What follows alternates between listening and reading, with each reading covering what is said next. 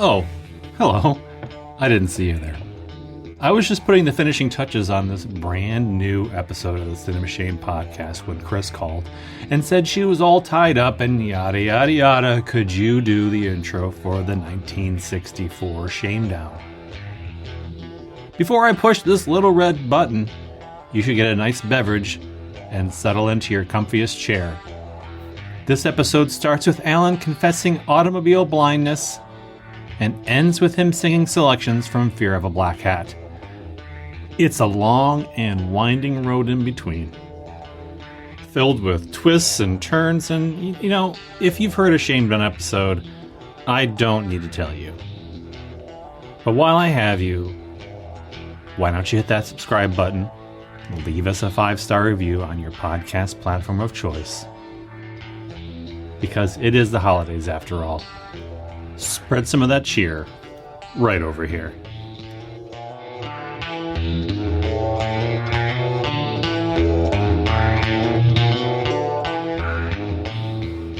Welcome to the 1964 Shamedown episode of the Cinema Shame podcast. My name is James Patrick. Over there is Allan Mott. Say hi, Allan. Hi, Allan. We have a big episode today because this, as you heard, is the Shamedown. Allan wanted me to throw in a slight disclaimer in that we started watching these movies maybe 4 to 5 months ago. Some of them are fresh in our mind. Some of them may not even be movies anymore. We may have imagined them in a dream. That's what happens with podcasting sometimes. You know, you just can't can't remember whether you imagined the movie that you watched or if it. Well, it's the reason why this episode was so long delayed is because we've actually been making an effort to produce regular episodes. So we've been busy. We've been making a lot of episodes, so that's why it took us so long to get the Shamedown recorded. With guests, yeah. And the guests pick dates, and we can't tell the guests, hold on, we have to record a super mega-sized episode of 1964, so please, you hold your thoughts. But anyway, seeing as how this is the 1964 Shamedown, that means you're going to be treated to a bunch of things that happened way back in 1964. I wasn't around in 1964, Allan. Neither was I, by 11 years. I had to read about it in books and Wikipedia. There is a very good chance that all of 1964 was an elaborate hoax that we were fooled by. So it's possible that none of these movies we're talking about actually exist and were actually created by AI. Oh, I was going to say the deep state. Well, the deep state uses AI. Oh. That's one of its main tools. Well, but the AI wasn't around when I first heard all these lies. So. That's what they want you to believe. Oh, wow. It goes real deep then. Deep state is... Yeah. Deep state. Are you ready? I think so. 1964, U.S. Surgeon General Luther Terry releases the first government report linking smoking with cancer, even though doctors had been warning the public about the connection since the 1930s. But the Flintstones said it was healthy. Deep state. Beatlemania arrives in New York. On February 7th, 1964, the Beatles made their first trip to the U.S. and were greeted at the JFK airport by 3,000 fans. Two days later, they made their famous appearance on The Ed Sullivan Show, which was viewed by what percent of U.S. population? 40%. 40%! Exactly so. That may be a subject I am well versed in, and it may come up a bit later on. Well, so I take it the Beatles made it to Canada then. Oh yeah. Yeah. Like 72. Well, Yoko and John's famous "Love-In" happened in Canada. Oh yes, yeah. That's not my facts, so I don't know about that. Cassius Clay made his famous float like a butterfly, sting like a bee prediction of victory against the heavily favored heavyweight champion Sonny Liston. Clay defeated Liston in 8 and then attended a private party at a Miami hotel with Malcolm X, who convinced him to join the Nation of Islam and take the name Muhammad Ali, the subject of Regina King's 2020 film, One Night in Miami. Sidney Poitier becomes the first African-American to win the award for Best Actor for Lilies of the Field, which we discussed on our 1963 Shamedown episode last year. He was the second African-American to win an acting award. Who won the first, Allan? Wouldn't that be Hattie McDaniel for Gone with the Wind? It would be. When Poitier received the award from Anne Bancroft, she gave him a little peck on the cheek, which caused a mild scandal among American racists. I mean, conservatives. Did you know we were getting political tonight, Allan? Yeah, oh well, we always get political. Also, this has been brought up before, but Sidney Poitier is the most famous person I've ever been within arm's reach of. Way to cheat on mentioning Sidney Lumet in the first few minutes of the episode. I was going to get to that later, but you totally fucking ruined it. Well, it's going to come up again. Like, I'm going to bring it up. I was going to double down on it. Ford Motor Company debuted the Mustang at the 1964 World's Fair in Flushing Meadows. That same year, the Mustang made its film debut in which movie? I'm sorry, could you repeat that? No. The same year, the Mustang made its first film debut in which movie? Saying first film debut is redundant, so let's rewind that and say just the first, its film debut. Well, I have to make a confession. I suffer from a condition called autodyslexia, in that all cars look exactly the same to me. So basically, you have to say it is a red car or a white car. Otherwise, I have no idea what you're talking about. It's in Goldfinger. Yeah, it's a Goldfinger. Yeah, okay. I have no idea what that car looks like. And name a movie that features a Mustang, Allan. Goldfinger? Other than Goldfinger, Allan. Is that what he drives in that Smokey and the Bandit movie the kids like? Just say Bullet. Okay. Again, I have no idea. Like, I literally do not know cars to that degree. It's like more famous than the movie, Allan. The U.S. Congress approves the Gulf of Tonkin Resolution, giving President Lyndon B. Johnson nearly unlimited power to oppose communist aggression in Vietnam, and yada, yada, yada, we got first blood in 1982. And Ruckus in 1980. 81. 81? Actually. 81? Okay. 81, yeah. On September 14th, Kellogg's sold the first Pop-Tart. Do you know the whole Pop-Tart story? I haven't watched the Jerry Seinfeld movie, so no, I don't. Neither have I. This is all deep state information from the interwebs. So, Kellogg's rival Post announced a revolutionary new breakfast food, a shelf-stable, fruit-filled, handheld toaster pastry called Country Squares. Only it wasn't quite ready for mass production. After hearing about Post's announcement, Kellogg's scrambled to assemble their own version and beat Post to supermarket shelves with their quote-unquote fruit scone, which was later rechristened the Pop-Tart as a play on pop art, which Andy Warhol had made a household name. Hands up if you prefer them untoasted. My hand is up. I don't know if I have an opinion on that. I ate a lot more untoasted because I was once in college. And finally, President Johnson signs the Civil Rights Act into law via a nationally televised ceremony at the White House. JFK had made the bill a 1960 campaign platform, and after his assassination, LBJ vowed to finish the job. After LBJ's assassination? No, after JFK. JFK was the last president I mentioned. Okay. So therefore, his refers to JFK in the prior sentence. Keep up, Allan. You got to remember, I'm barely paying attention to you during this part of the podcast. Canadian education or brain freeze or something that happens up there. Johnson rode the success into a crushing defeat of Arizona Republican Barry Goldwater in the 1964 presidential election, receiving 60% of the vote. Because of a really good TV ad. Yeah, because of a good TV ad. And then we kicked his ass out as soon as we could. Mm. Well, he kicked his own ass out. Well, he did a lot on his own. So, that brings us back to the movie world.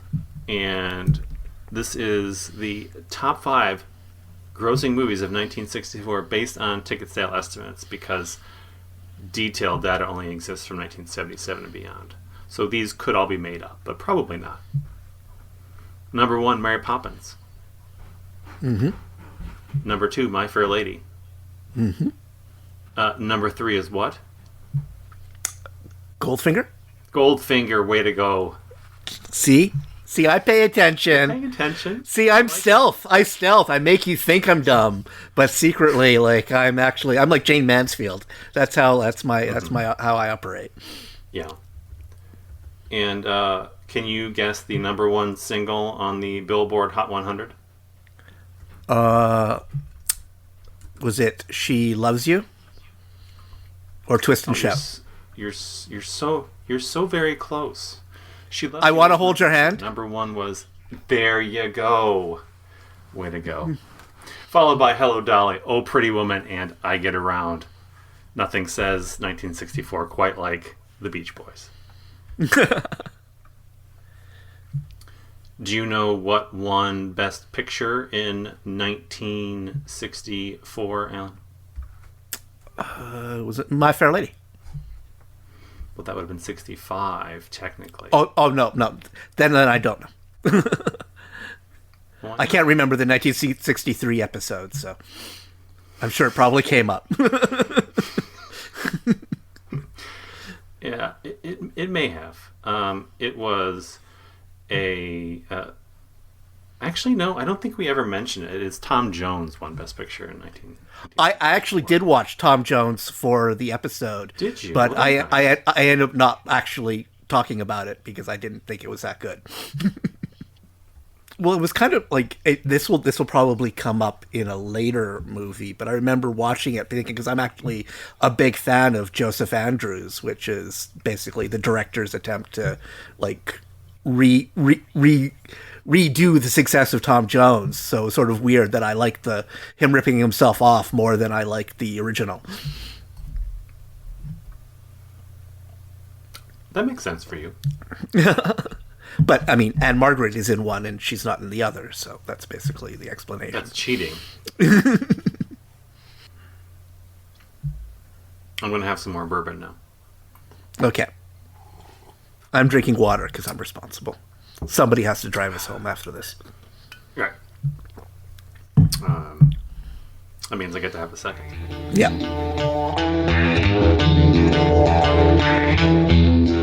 Attraction. This is where we go through a bunch of movies we watched. We have prompts. We have regular categories. Allan decided to throw something else into the mix this time around. We'll get to that a little bit later. First, however, we're not going to talk about a couple movies. Are we not doing our top 5? Jesus Christ, do you want me to stay on script all the time? If you insist on staying on script, because I didn't even remember to put that category into my notes. So, why don't you read your... James is now going to come up with his top 5. Well, it's a good thing because mine was basically a top 7, because 3 of the movies I couldn't leave them off the list, but they are essentially the same movie. So it's sort of like they almost cancel each other out. So my technical number 6 would be The Seven Faces of Dr. Lao, which I think is for, it has what would be considered to be racist yellowface in today's parlance, but I still think it's a really fun movie that, Tony Randall's performance is ultimately very moving despite, the whole racist aspect of it. We can contextualize and move on with our lives. Yeah. My number 6 is What a Way to Go, which I think if you're a fan of, like I am, of the work of Edith Head, then you absolutely have to see this movie because it is the most Edith Head movie you will ever see, and the sight of Shirley MacLaine in a black bikini will make you a man and change you forever. And And then for my this is the pair where I have basically two that are basically the same movie, and that's Muscle Beach Party and Bikini Beach. For a long time, I just had Muscle Beach Party there because it's my favorite, because it was the first one I saw of the Frankie and Annette Beach Party movies. But then Bikini Beach has Frankie Avalon doing his impression of a British pop star that's ragging on the Beatles, and that's so much fun that I just couldn't leave it off the list, so I have them as tied. And then above that, at number 3, is a movie that is not canonically part of the Beach Party franchise, but is actually the best of them all, and that's Pajama Party, where Tommy Kirk plays a Martian who comes down to find out about human beings and falls in love with Annette Funicello because apparently Frankie was busy when they were filming it. It probably, it says a lot that the two movies above this are as good as they are, because I genuinely, as shitty as Pajama Party is, it just fills me with a happiness that I cannot describe. But my number 2 is, of course, The Mask of the Red Death by Roger Corman, which is, I would say, his masterpiece, probably his greatest film. I've long argued that if it was directed by Ingmar Bergman instead of Roger Corman, it would be considered to be one of the best films of that decade. But because it was an AIP movie, like people give it credit, but I don't think they give it enough credit for as good as it actually is. But then the reason why it's not number 1 is because I feel like there was one truly amazing zeitgeist-changing film that just, to me, if you were asking me like what movie ushered in like sort of what we would consider to be the revolution of the late 60s into the 1970s, I would give all the credit to Richard Lester's A Hard Day's Night, which I think is a perfect film. And really, if you're a Beatles fan and you have not seen this movie, something is seriously fucked up with you. Hey, pardon me for asking, but who's that little old man? What little old man? That little old man. Oh, that one, that's my grandfather. Your grandfather? Yeah. That's not your grandfather. It is, But I've seen your grandfather. He lives in your house. Oh, that's my other grandfather, but he's my grandfather as well. How do you reckon that one out? Well, everyone's entitled to 2, aren't they? And it's my other one. And now James has to come up with his list. I did it. I kind of had it from old notes, but I did have to scramble to pull this into some sort of order because I just had them on a page and hadn't ordered anything. But this is the official 1964 top 6 because I had a tie. Because I can do that. Right? So at number 5, we have a tie between The Gorgon. The creature effects in that movie are spectacular and cool. And that alone is enough to give it a watch. But it's also a really effective, moody horror film outside the whole mythology thing. That is tied with a nice little prestige film called Pale Flower, directed by Masahiro Shinoda. It is a wonderful melodrama, and I've seen one of those two films. Can you guess which one? Like, you've seen The Gorgon? Yes, obviously. Yeah. Yes. I've never even heard of Pale Flower. Did it come up in our Shameless episode? I'm pretty sure it was nominated in the Best Picture category, and maybe screenplay. But you know what? Somebody might fact check me, so I won't say anything. So I have heard of it. I just forgot that I heard of it. The name has passed through the brain and gone out the other side, because I started with Japanese and melodrama and whoa. Yeah, and I've already forgotten it because you also mentioned in conjunction with The Gorgon, which is a movie that I've bought that. I think I've bought that movie 3 times over the course of my life. Yeah. Okay, that brings us to the number 4 slot, and I'm typing now because I needed a refresher about who else is in the film Yes. So it is the Americanization of Emily, directed by Arthur Hiller, 1964, starring James Garner, Julie Andrews, Melvin Douglas, James Coburn, who steals probably every scene he's in, which is a tall task opposite James Garner and Julie Andrews. This is a very political movie, although it does not necessarily slap you upside the head with its politics. It has a couple scenes where James Garner is presented with the opportunity to make very effective, aggrandizing speeches to people who need to hear thoughts. It's a Patty Chayefsky script, so yes. It has that naturally, but when the speeches are made by James Garner, everything makes so much sense. Yeah. And to me, this is one of his best performances in a dramatic film. Well, I think even more than Maverick, like if you were to ask me what's the definition of the, James Garner character, like even more than Maverick and Rockford, I think this is the character, because it's basically a guy who's in a war who basically thinks cowardice is great. Like, I'm just in it to survive. And I think that's what really makes it a special performance, is that it just eschews any attempt at heroism in a way that is really entertaining and that really only James Garner could get away with. It was a bit of a flop when it came out. I actually own a vintage copy of a poster, but it has an alternate title on it called Emily. And that was because they tried to re-release it with a different title to see if it would hit after the success of Mary Poppins. And so basically it's like Julie Andrews' face is front and center on the poster. Well, that's a shame. This is out on a Warner Archive Blue. It looks great. You should watch it, own it, embrace it, love it. You'll thank me later. Yep. Number 3, we already talked about. That's Mask of the Red Death. I can't argue with anything. I don't understand why it's not celebrated as a masterpiece of not just horror cinema, but 1960s cinema. It shares a lot more with art films of the day than it does the typical Roger Corman production.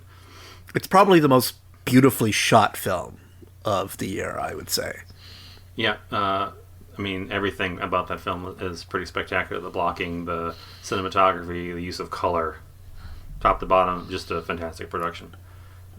Number 2, this is also going to be another movie that Allan just kind of checks out on. This is Sergio Leone's Fistful of Dollars.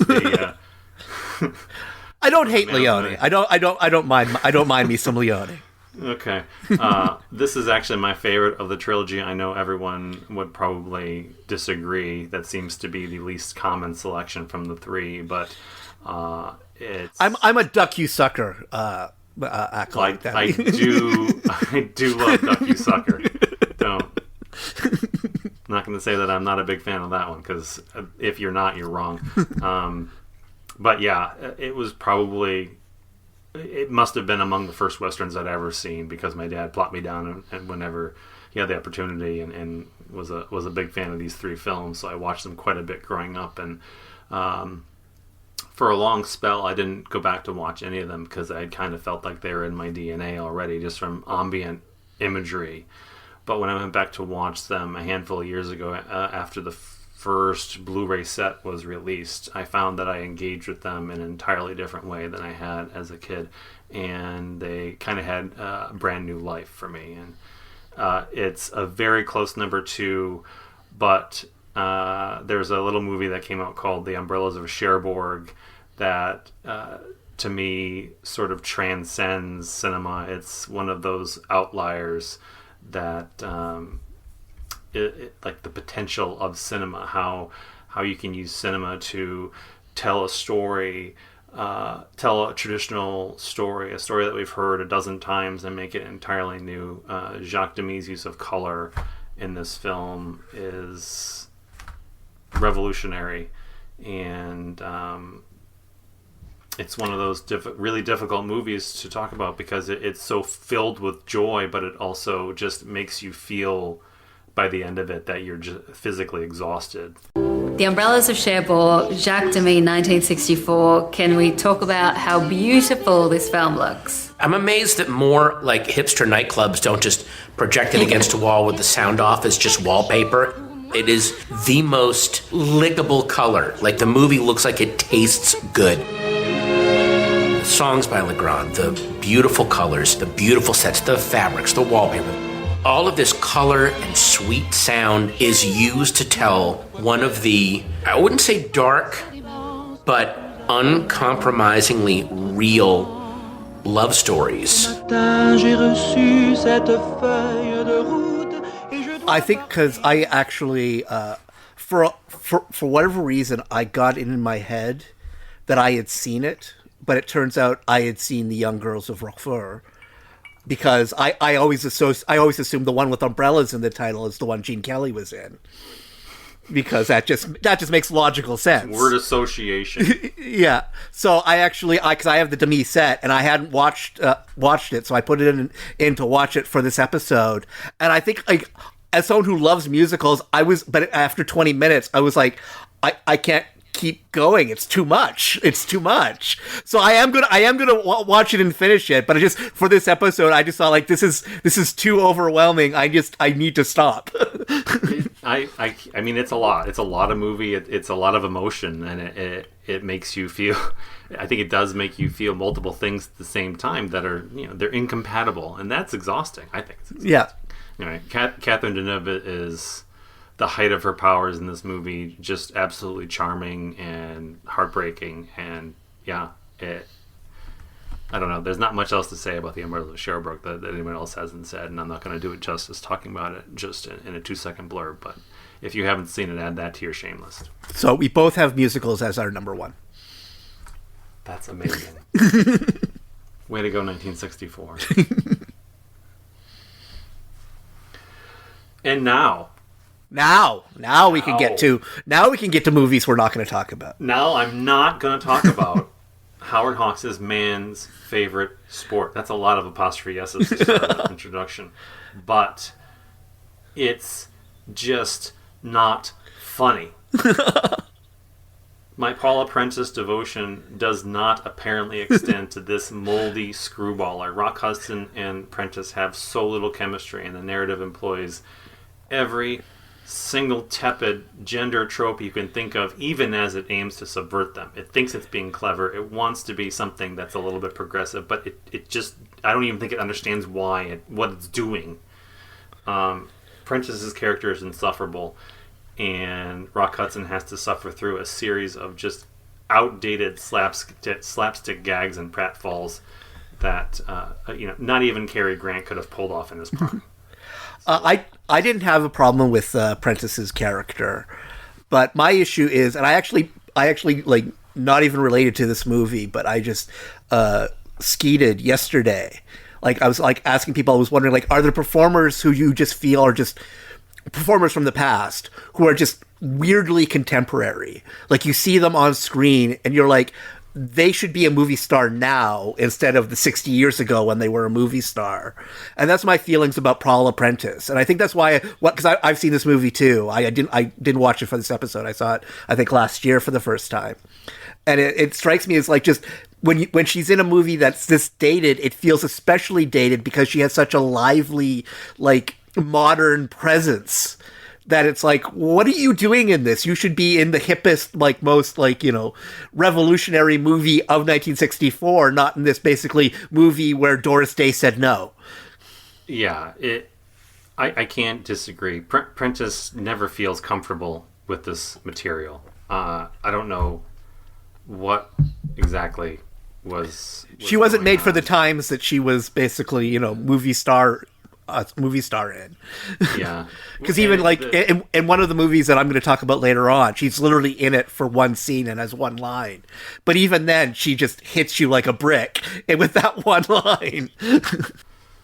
So I won't waste any of my breath on that. And I won't be talking about a movie that I actually didn't even finish. I got about halfway through it, And it was actually the one I was probably the most looking forward to out of all the ones that I had on my list. In fact, it was actually on my official list of movies that I was going to talk about, just because I was so certain that it was going to be a movie I was going to talk about. And now I'm talking about it as the movie I'm not going to be talking about. And that's, of course, The Incredible Mr. Limpet, starring Don Knotts. Because I'm actually a huge Don Knotts fan. I love his movies. I think The Love God may be my favorite comedy of the 1960s. But so I was really looking forward to this one that I felt was like it was a genuine cinema shame for me.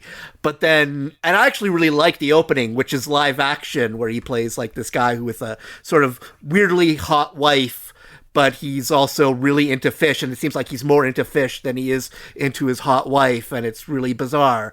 But then it becomes this, like, he turns into a fish, and it's just this, it's really, like, not really well animated and very poorly paced thing where he's like swimming around and he talks to an old crab with Paul Frees' voice, and starts falling around this sexy ladyfish, who I think is only called Ladyfish. I don't even think they give her a name. And at a certain point, like, it was like I just, as it kept going, I just like felt more and more disappointed, because it was just like I had like this movie has to be good. It's Don Knotts as a fish. How can it be bad? And it turns out they just did not care. They just gave it really zero effort, and so I had to give up, and I won't be talking about The Incredible Mr. Limpet. I haven't seen it, so I won't talk about it either. My Don Knotts deep dives haven't gone that far yet. I mean, he actually didn't have that many starring roles, and I think this is really the only movie he starred in that I didn't like. I'm not counting the Tim Conway years. Oh, why not? Because there are some of those movies I don't like.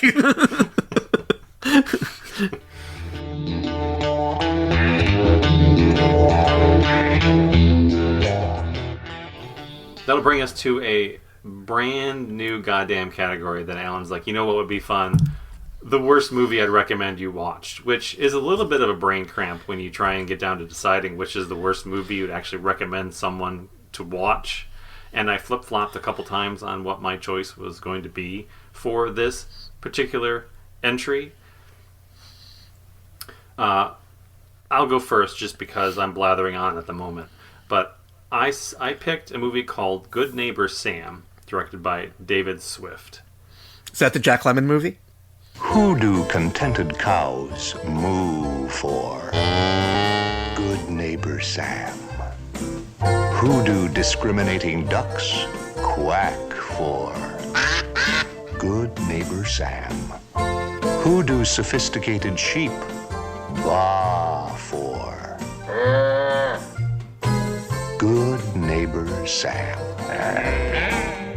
Sam, your kids will be pounding at the door any minute, and besides, my mother is coming to take them to camp. The sincere story of a clean living family man. How am I going to explain this? Well, it's perfectly simple. Just tell him the truth. Say I'm your next door neighbor. It co-stars Dorothy Provine and Romy Schneider. Now, this is what happens when a script has 27 ideas and can't choose one to run with. This is an entire season of a sitcom crammed into 130 minutes. It is way too long for a feature-length screwball comedy. And it was on my list, and I actually, because I have it on my hard drive, so it was on my Plex, so it kept coming off. And I was going to movies to watch. I just saw how long it was, and I was like, nope, not going to watch that one.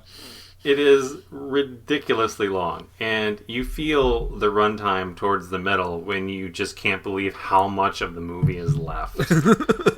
I must have paused it 3 times going, why isn't this the end? Why are we not stopping? But it's still really amiable, and it's Jack Lemmon in workaday schlep mode because he's once again playing an overworked but underappreciated cog in an advertising company. I mean, you can substitute whatever company you want, but he's overworked and underappreciated. He's the eponymous Sam of the title. He pitches an advertising campaign to Edward G. Robinson's Dairy Company, if you can imagine a world in which Edward G. Robinson owns a dairy company and wants to put billboards up all over the city selling milk. It's based on the idea of purity and wholesome family, and the whole ad campaign is just going to be two regular people saying how much they love milk. So the next day, Sam's wife's old friend, newly divorced, played by Romy Schneider, shows up and throws their whole world out of whack, because I don't know if you've seen 1964 Romy Schneider, but yes. Yeah. Yeah. And she's bubbly and charismatic and takes over the movie. Now, she is in line to inherit a bunch of $1 million. It was like 15, somewhere in that line. Lots of millions of dollars from a aunt, I think, who had left it all to her because the other family sucked, basically. Now, it's stipulated that in order to receive the money, she needed to be married. Now, newly divorced woman is like, oh no, what am I supposed to do? I'm not going to marry that jackass again. He was terrible. So Jack Lemmon goes, well, we just need to convince the family and the lawyers that you're married, so I'll be husband. So he pretends to be her husband. And at first it starts out just domestically, because there's a private investigator hanging out outside, and they have to pretend that they're coming out of the same house, and like he's sneaking around the backyard, trying to make it between houses without being seen. And then, in order to convince the investigator and anyone else watching that they are indeed husband and wife, she drives him to work, and guess who's standing at the curb waiting for him to arrive but Edward G. Robinson now thinks that's his wife, so this charade has to continue inside and outside the home. And if you thought that was just enough to carry a nice 90-minute movie, you'd be wrong, because there's more. The husband shows up, and now he has to live with Sam's wife and pretend to be Sam, and then you begin the sitcom portion of the movie where there's weird jealousies and like, oh, you're playing cards, how late were you up, how much have you had to drink, why are you flirting with him, I'm not flirting with him, all of that for about half an hour in the middle of the movie. And then one of the photographers takes a haphazard picture and uses a picture of Jack Lemmon on the billboards, and of course it uses his real name. It's it's the Bissell family, so he can't be the neighbor's husband if he's this guy on the billboard. So they run around town, and this is the next episode of the sitcom. They run around town defacing every billboard in the city to make sure that they can't recognize him. And there's some really inspired gags as it rolls towards its finish. And as I said, Romy Schneider continues to be bubbly and effervescent, and Jack Lemmon's doing very Jack Lemmon things, and it's all fine and fun. But there's too much. There's just too much of Good Neighbor Sam. And if you legitimately lop it down to 100 minutes, 90 minutes, this could have been a true comedy classic if you kept only the good bits. Yeah. And instead it's a largely forgotten mid-tier movie for Jack Lemmon purists. Yeah, I've heard of it, but I've never heard anything like, oh, this is a forgotten Jack Lemmon performance that you need to see. It's always been sort of like, oh yeah, that was a movie he was in and people don't remember it. I would sell it to you for Romy Schneider because she's fantastic. Yeah. She's so much fun here. Yeah. Well, like I said, I do have a copy. I recorded it off of TCM years ago, so I can watch it whenever I want. So maybe I will get to it when I'm in a Romy Schneider mood. You could treat it like a sitcom. Yeah. And break it up into 4 segments. Like there's four places I could think of that would be nice. Well, that's how I got through Cleopatra, was treating it like a Netflix miniseries where I'd watch an hour and then do something else and then watch another hour. It was on the Criterion Channel, which is where I watched it, but I checked today and it is no longer available there. It is available to view with commercials on Sling if you're so inclined, for anybody seeking out Good Neighbor Sam. Well, okay, the reason why I suggested this category was precisely because I had watched this movie I'm about to talk about now, and it might have made a good what the what, but I just felt like, no, we can create a new category. We're trying to create like basically one new category per Shamedown. Like, I think that's what we're aiming to do, and this is the one I came up with. And the reason why I came up with it was because of William Castle's Straitjacket, which is basically Castle's attempt to rip off Psycho 4 years after Psycho basically changed horror forever. You look lovely. Isn't she beautiful?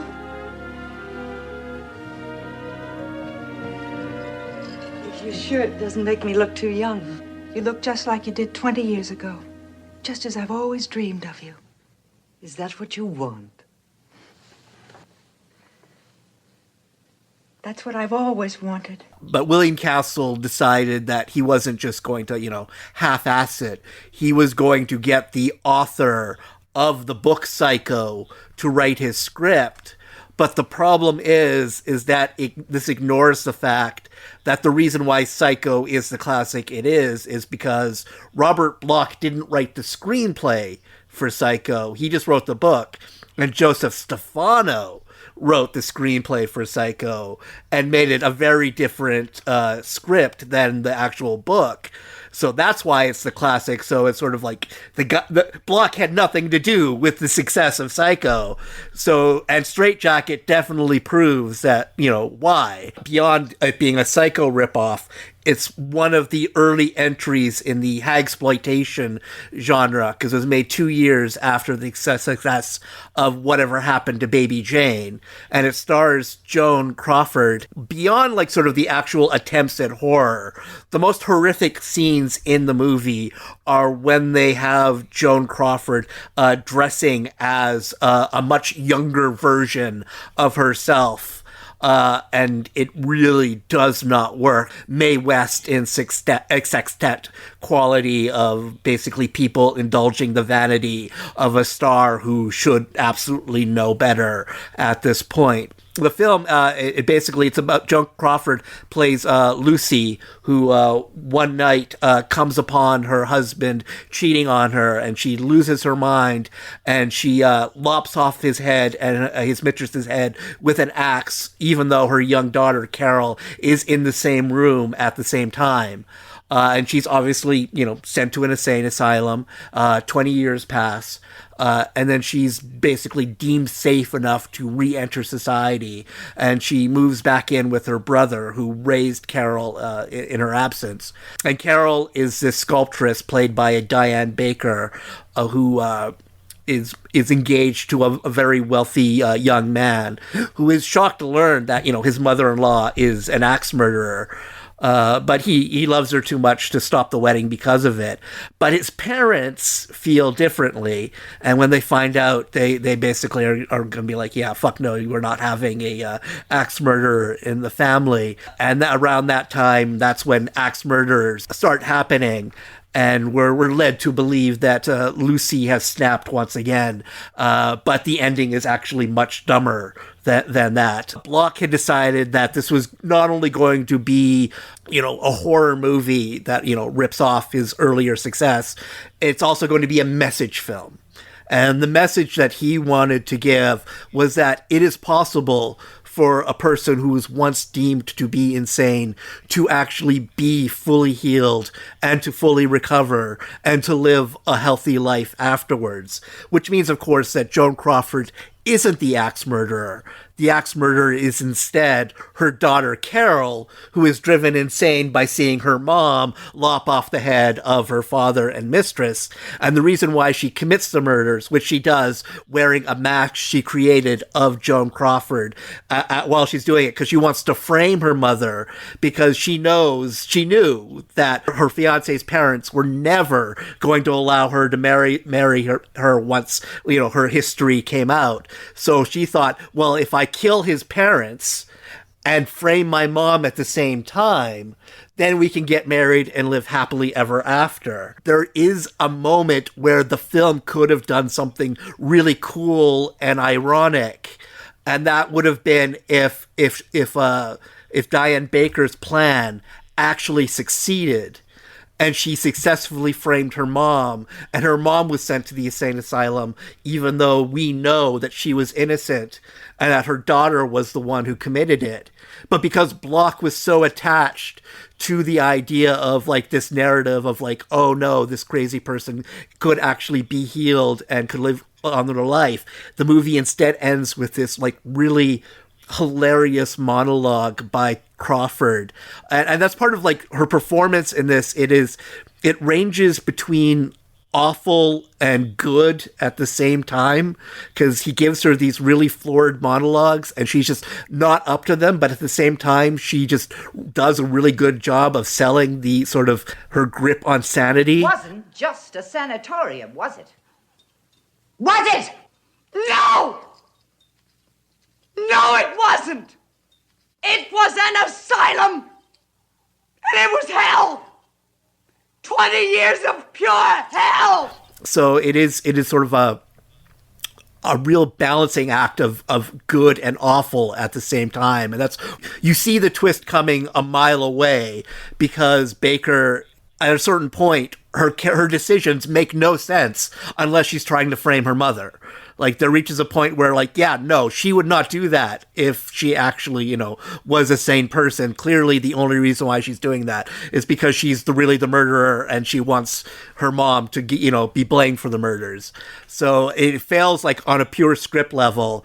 But ultimately, you know, you have to watch it because it is just so crazy and over the top. And Baker, who will come up again in our shared shame, is just so charming on screen that like even with the botched twist, I just like. I think maybe that's why I didn't like the twist. It's just because I liked Baker so much that I wanted her to get away with it. I didn't want it to end with her going to the insane asylum. So that's why, like, you know, it doesn't work as a movie, but still, you have to see Straight Jacket. That's the problem with making Diane Baker bad. Yeah. Yeah. Like, we can start our shared shame now, which is Marnie. And my problem is I want Sean Connery to just go, what the fuck am I doing with this, like, with this frigid, you know, thief when he has, like, literally Diane Baker being so, like, duplicitous and adorable at the same time. It's like, it's the same problem I have with The Birds. Like, The Bird, it's even worse than The Birds, because Rod is like attracted to Tippi Hedren, even though there's Susan fucking Plachette, like right there, like, and she's pining away for them, and it's like why are you having anything to do with this vapid socialite? Like, it doesn't make any sense, and it's just because Hitchcock had very different tastes in women than I did, obviously. Welcome to a brand new episode of Allan Has Feelings. I really didn't like Marnie. I was actually genuinely shocked by how much I didn't like Marnie. Well, I guess I'll offer a conflicting viewpoint, and we'll let it go to there. Although I can't say it's among my favorites. How do you do? I'm Alfred Hitchcock, and I would like to tell you about my latest motion picture, Marnie, which will be coming to this theater soon. Marnie is a very difficult picture to classify. It is not psycho, nor do we have a horde of birds flapping about and pecking at people willy-nilly. We do have two very interesting human specimens, a man and a woman. One might call Marnie a sex mystery, that is, if one used such words. But it is more than that. Perhaps the best way to tell you about the picture is to show you a few scenes. I do want to touch on a few things that are maybe outside the scope of whether Sean Connery was going to pick Tippi Hedren or Diane Baker. But I will say this came up as a piece of trivia. I don't know when we're releasing this Shamedown episode, so you may hear this before or after, but in the episode I recorded with Stephen Rebello about On the Waterfront, we got onto this tangent, and he mentioned that Elizabeth Montgomery had originally been considered for the Diane Baker role. and that part, I think that also like made me like her character more, because that part of me was watching like Samantha as Bewitched potentially playing the same part, and like that would have worked just as well as Diane Baker. So I think that's another reason why I liked her character so much more than the Tippi Hedren character. All right, as you probably know, this is an Alfred Hitchcock production. Yes, indeed, we had not watched it until this particular moment for this episode. Now, I wanted to touch on the screenwriter J. Preston Allan, aka Jacqueline. Mm-hmm. Hitchcock offered her the opportunity to write Marnie after reading her unproduced screenplay adaptation of The Prime of Miss Jean Brodie, and she also adapted Cabaret for Bob Fosse. Yeah. Just to throw that out there for Allan, because I know that. Yeah, no, I have no problems with the script. Like, I actually, my joke when I was watching it, like, I skeeted it, was like, I think I actually would really like this movie if it was made in 1994 with Melanie Griffith and Pierce Brosnan. Okay, now, based on what you know about J. Allan, do you know where I'm going with this now? No, let's go. J. Allan wrote the novel Just Tell Me What You Want in 1969, when she decided it should be turned into a screenplay. She shopped the novel around for a number of years before Lumet made it in 1980. Oh, that's okay. That's the one with Ally McGraw and what's his face. Yes. Yeah, I've seen that. It's not good. No. She said that she was concerned about Lumet's ability to shoot comedic dialogue. Yeah. That said, she continued to work with Lumet for his next 3 films. She took Sidney Lumet's Prince of the City legal pad outlines. That's what he gave her in adaptation of the novel. She was always concerned about taking such a non-linear project and making it a feature film, but she turned it around. Turned out pretty good. I do like Prince of the City quite a bit. When asked if she'd satisfied the author, Robert Daly, she said, quote, "Not if I can help it. You can't open that can of worms. You sell your book, you go to the bank, you shut up." After that, she adapted Death Trap from the stage play and polished David Mamet's script for The Verdict. So, there's Sidney Lumet, part 1, on this particular Cinema Shame episode. Now, let's get back to Marnie proper. Now, if you haven't seen Marnie, it is a movie about Marnie, played by Tippi Hedren. One of her many identity steals, I believe it was $10,000. $100,000 in today's dollars. I looked it up. Okay, there's the facts. Coming from her tax consulting company, where Mr. Big Butt publisher Sean Connery just happened to be visiting the day that she takes the money. She flies off to Virginia, gets a horse, and returns to her childhood home, where we learn that she's supporting her invalid mother and suffers from recurring nightmares, and the color red triggers psychological hysteria. Some months later, she happens to apply for a new job at Sean Connery's production company.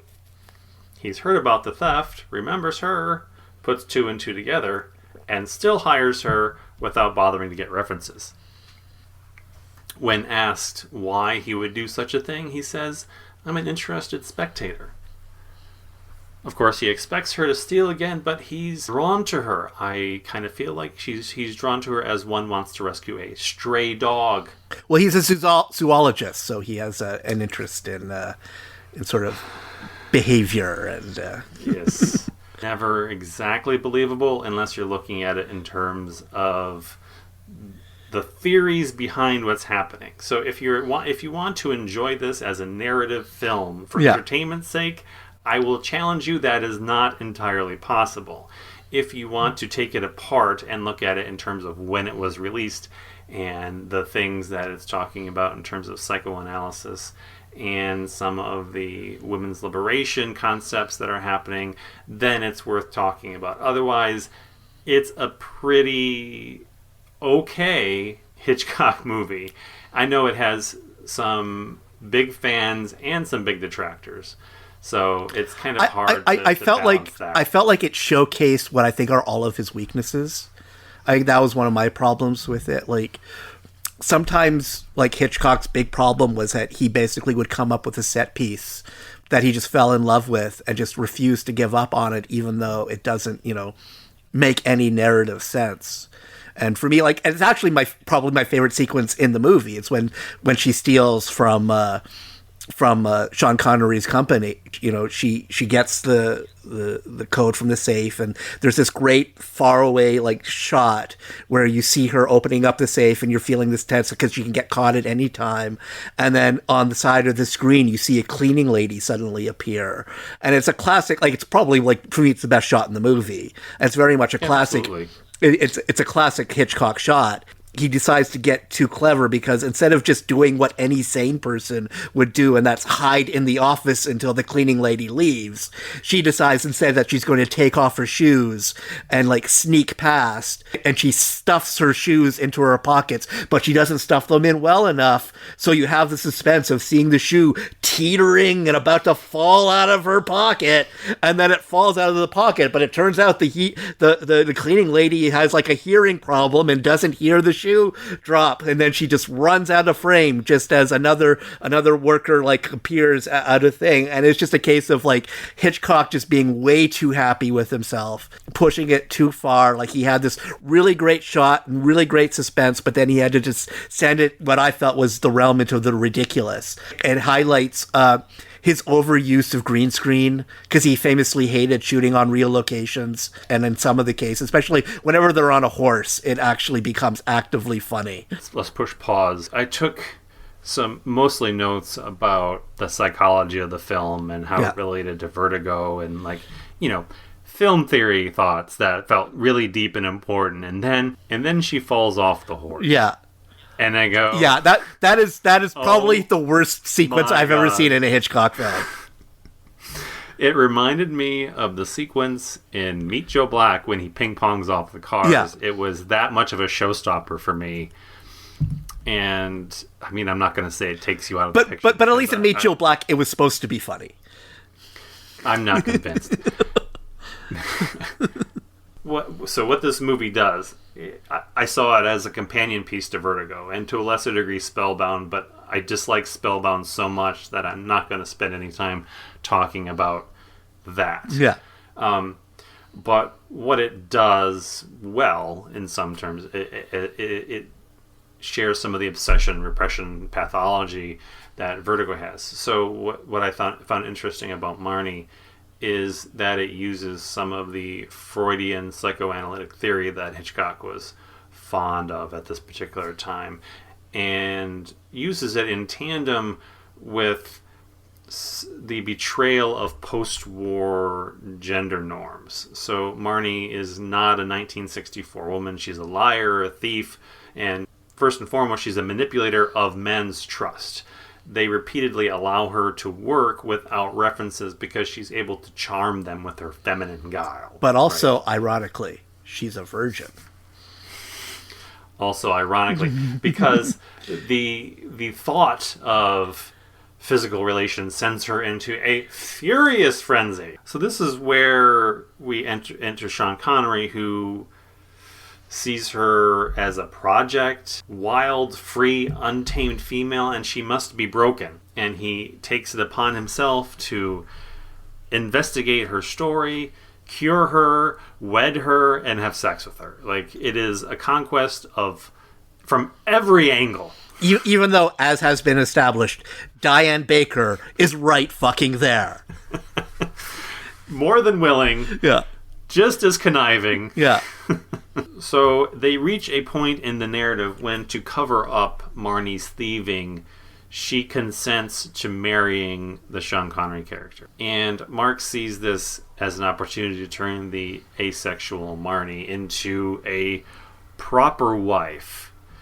This is when the sexual obsession comes face to face with Marnie's psychotic repression, as rooted in an undiagnosed early life trauma that then places her outside of the Freudian model that we've been built to expect. And that anyone who has ever seen a movie before will see coming basically from the first 5 minutes.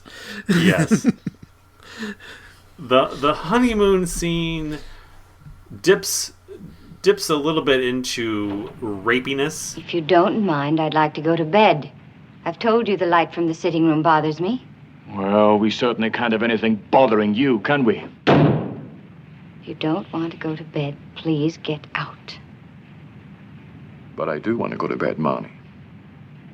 I very much want to go to bed. No! Does he rip off her, her nightgown? Her skirt? Yeah. Whatever it is she's wearing, he rips it off, and that's when he kind of, dials it he back. apologizes immediately. And Mark's obsessive pursuit of Marnie and her truth. He's just as interested in what the hell's going on and why she's like this. And this spins into a detective story that never really feels comfortable. It doesn't. The movie doesn't inhabit this section of the movie well, I don't think. No. But it's doing something interesting by allowing us to spend time with this usurping of the traditional gender stasis. What I find especially wild about this particular point in the movie, and when I made the connection, I was just like, okay, I assume that's what he's intending, but Marnie combats her sexual repression by expending this unrealized energy on horse riding. Mm-hmm. Which, it's not subtle. No. And I couldn't help but say, oh, you're just a dirty old man, aren't you? Yeah. I was, concerned about my reading of this movie so much that I Googled the Marnie sexual repression horse riding, and you'll be unsurprised to learn that there's a lot written about horse riding and Marnie.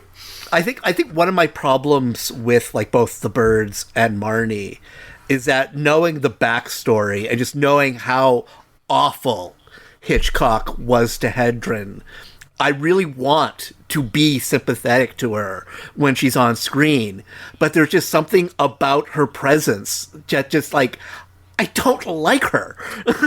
And I and it's weird because I love her daughter and her granddaughter. I think they're both great movie stars. So I don't know, it's one of those cases where I legitimately do not understand what it was that he saw in her, and specifically what he wanted to torture her for. Because his other obsessions make sense to me. Grace Kelly totally makes sense to me. Ingrid Bergman totally makes sense to me. Vera Miles, okay, not so much. But still, Tippi Hedren, I don't get it, Alfred. I don't see what it was about her that you were obsessed with and why you wanted to, make her, why you wanted to hurt her that badly. Yeah. So I found plenty of interesting things in Marnie. I was amused by the fact that Sean Connery's dad is played by Alfred from the Batman TV show. Mm-hmm. Yes. And he's doing a southern accent, so you actually don't notice. Because he doesn't look like Alfred. If I didn't know it was the same actor, I would have been surprised. I'd seen him in a bunch of other stuff recently, so it just was another one of the lines. Oh, here he is again. I'm totally blanking on his name. Alan Napier. Okay. So my final verdict is that I'm more fascinated by the machinations of Marnie, but I don't really want to. Well, I think we also should get into the actual end scene where her trauma is uncovered, because we get the sight of Bruce Dern, very young Bruce Dern, basically being attacked and killed by 11-year-old or 10, I don't know, a 7-year-old. I don't know how old she is, but she's a young child, and it's one of the things, because of the the whole time oh, she's been sexually abused, and there was something but because it's 1964. Basically, the sexual abuse consists of him lightly kissing her neck, Like, and he could, it's Hitchcock. He could have implied something greater, but for whatever reason, maybe it was like the studio or the censorship that like it's one case where like they actually have to have her physically kill him in order for like the actual trauma part to actually make sense. Because, you know, if it would just been a case of what they show on screen and she didn't kill him, then everything in the movie would be like, what the fuck? Mm-hmm. And, you know, it goes where you expect for the most part. Yeah. I think that was my two biggest problems with it were basically, I hated both of the lead characters. I liked a lot of supporting characters, but just the two of them together, like at no point, and I don't have to like characters in order to want to watch them, but I just, for whatever reason, I didn't find either character compelling. So every time they were on screen, to me, it was just a drag. Yeah, the reviews were all over the place too at the time. New York Times said it was a fascinating study of sexual relationship and the master's most disappointing film in years. LA Times, as a story it seems naggingly improbable, and as drama, a nightmare from which the spectator constantly pulls away, struggling to wake up in a less disordered universe. No question, though, that it is at least fitfully effective. Edith Oliver in The New Yorker said, an idiotic and trashy movie with two terrible performances in the leading roles, and I had quite a good time watching it. There is something bracing about a Hitchcock at work, even at his worst. It is better than Topaz, I'll give him that. And yet, the Cahiers du Cinema ranked it third on their list of top 10 films in 1964. Well, they're French. They're weird. It was an auteur thing going on. Yeah. They also included man's favorite sport on that same list. They love their Howard Hawks. There was no way he wasn't going to make an appearance. Really. I don't know why I was surprised. Whatever you are, I love you. It's horrible, I know. But I do love you. You don't love me. I'm just something you caught. You think I'm some kind of animal you trapped. That's right, you are. And I've caught something really wild this time, haven't I? I've tracked you and caught you, and by God, I'm going to keep you. You're very sexy with your face clean. Well, we can move on to our highest unseens. Speaking of Sidney Lumet, here he is again with the movie that actually the first time I ever heard about this movie would have been the 1980s, and it was an episode of Entertainment Tonight. And Leonard Maltin was talking about this new movie that was just coming out on home video for the first time, and how it's a movie that people don't remember, and that was because it came out the same year as Dr. Strangelove and had basically the same subject matter, but it played it straight and seriously. And that's why people don't remember it, is because Kubrick's comedy became like an all-time classic, and this like very heavy drama just didn't make the public consciousness. And fast forward to now, and of course, you know, Failsafe is, while not as famous as Dr. Strangelove, is definitely a very esteemed and beloved movie. But it's one of those movies where I totally understood why people love it and why they think it's a great film. But I also thought that the 2000 TV movie did it better. I've heard nuclear war called a lot of things, Miss Wolfe. Never beautiful. People are afraid to call it that, but that's what they feel. The beauty of death? Don't patronize me. What else but that are you selling, Professor?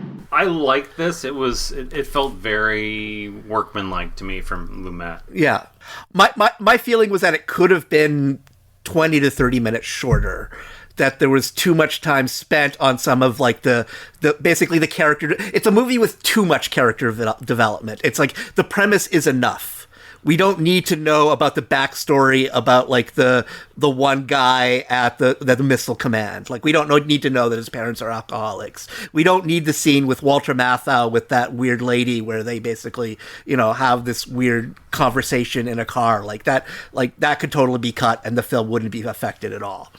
It was interesting in that we were taking in multiple sides of the argument about nuclear theory. Yeah. was really what we're doing. We're trying to bring in the disparate viewpoints, positives, negatives, the chain of command, and it doesn't focus on any single character longer than the scene. Yeah. And you can't count on anyone really coming back in any purposeful way after that. The character is the threat of nuclear annihilation. Yeah.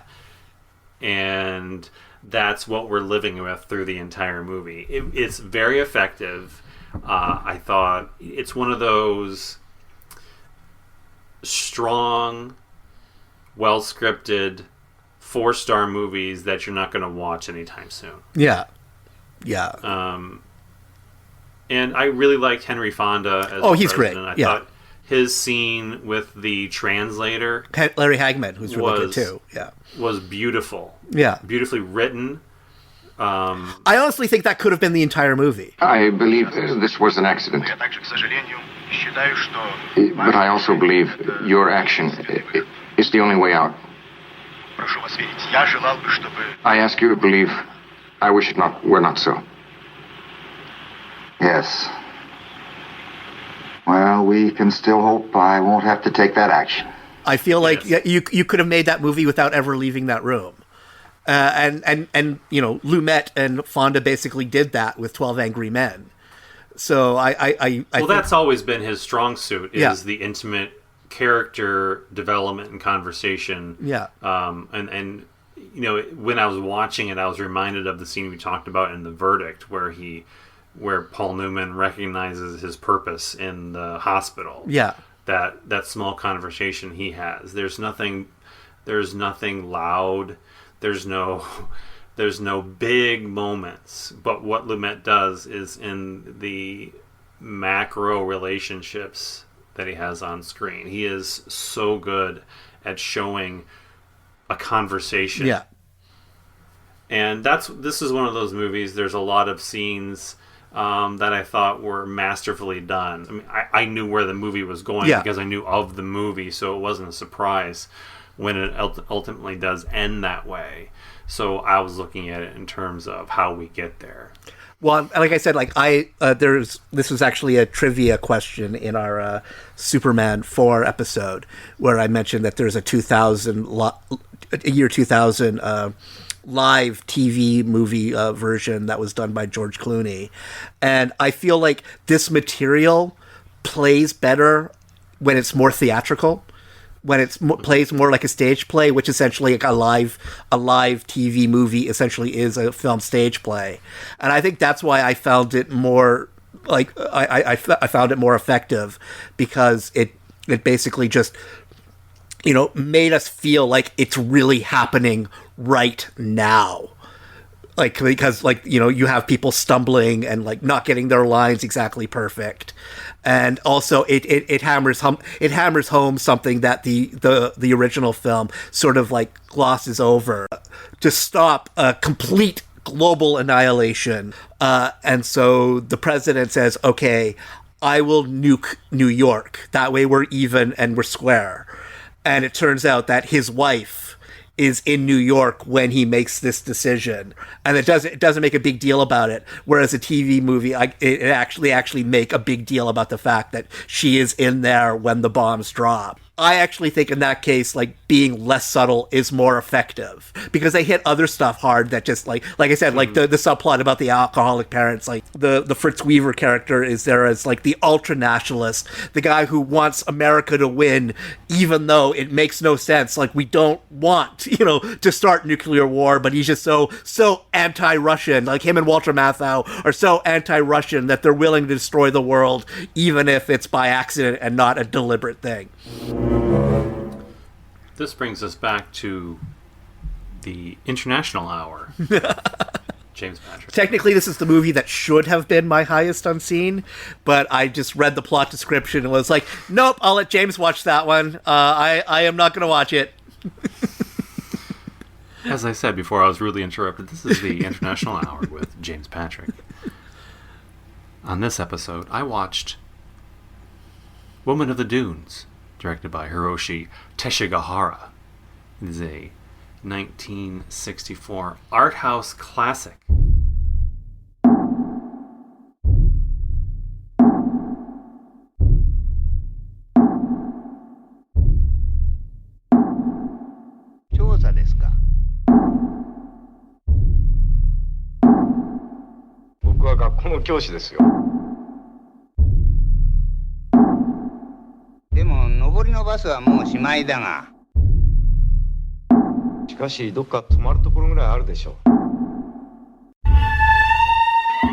I have been trying to watch this movie since the Criterion disc was first released. Now, for the not Criterion time-space continuum literate, that's spine number 392 that came out in 2007. I've had this disc, this set, for 17 years, and I've never opened it. A proper motherfucking cinema shame. Now, I opened it for this episode. I watched Woman in the Dunes for the 1964 Shamedown. I am better off having seen this movie. It is wild. So face value is about a vacationing teacher and entomologist, insect researcher, looking for a special kind of desert beetle. In his fascinating search, he misses his bus back home and wanders into a creepy village where all the huts are sunken into sand depressions and accessible only by a rope ladder. He accepts an offer to stay the night in the house of a widow who lives in the pit of one of these sand dunes. So that night he devours an enormous meal. I mean, the guy is just shoving rice in his face faster than anything I've ever seen. He must have been very hungry from all his dune walking. He goes to sleep, tries to leave the next morning, and realize he's not exactly a guest. He's now prisoner. The rope ladder that was there the night before is gone. He is condemned to shovel sand out of this pit with the widow. This sends him into a furious tirade. He rants and raves and yells. He stops working. They refuse him water. He takes the widow hostage, assuming the captors or whoever is up there. We're not really sure what exactly is happening, but they're not giving him water. They're not helping anything. They don't care if she lives or dies. Like, all that matters is that someone at night shovels sand into buckets and they haul the sand away. It's one of the most depressing films I've ever seen. Which is why it's one of the highest rated on Letterboxd, because cinephiles are masochists. I don't understand why, but... But here's why. Alright, it's not entirely without hope. I don't want to dismiss it entirely as this just pit of despair. So the movie succinctly equates life with the Sisyphean struggle of shoveling sand out of a pit, only to be replaced by wind and time. And more sand, yeah. And more, you can't get ahead of it. All you can do is shovel the sand day after day after day. You can quit and die, or continue to shovel each day and eventually die. There's no alternative. And then, while they're in this pit, they engage in a violent battle of the sexes. The woman is largely mute. We see her through the teacher's eyes and his projections and assumptions about the character. At night, she merely shovels sand tirelessly in order to receive food and water. She does not complain, but he sees this as a weakness. He believes that he is in control because he is the one willing to take action. But he's even more helpless. He calls her stupid. He abuses her for being silent. He abuses her for talking. He ties her up. He refuses her water, just trying to inspire her to action. But all the action does is contribute to more sand being pulled into the pit. The more he fights, the worse it gets. She is merely content with the simplicity of her life. She asks for nothing more and appreciates only what she has. She has a teapot. She has the ability to make food. She has enough water for herself. This is all she needs. For most of the movie, she's entirely submissive to him, to the villagers who keep her down there. But she's only submissive until he threatens her dignity or her home. And then she becomes a monster who cannot be stopped. His cultural projections allow him to dehumanize the woman, and we're totally complicit because we see this woman who's just happy living in there, and we're going, why the fuck are you okay with any of this? Why are you still here? Get out while you can. So we're just like him, yelling at her, berating her, but her weaknesses are her strength. She's perfectly content to be there because that's all she has. She's sane. We're the lunatics yelling at her. One of the most important lines takes place in the beginning of the film when she says, in our village we really follow the motto, love your home. And she's speaking of home as her entire life. Loving it is the choice she's made in the face of perpetual existential emptiness. I won't say what happens in the end because it's not going to make anyone think better that this isn't a really depressing movie. But ultimately, he's given the choice to leave after spending many years or many days. We don't even know how long it's been. One day the ladder falls down, and he's given the choice to leave or stay. And he can't make the decision. I will say it does sound better than Old Boy. But the director, Teshigahara, spends a lot of time looking at the texture of sand as sand blows, as it moves when it's slightly wet. And normally, I gotta admit, I'd be like, I get it. It's sand. It chafes and like, I hate it when it gets everywhere. But it's sort of like a trance, like watching sand move. And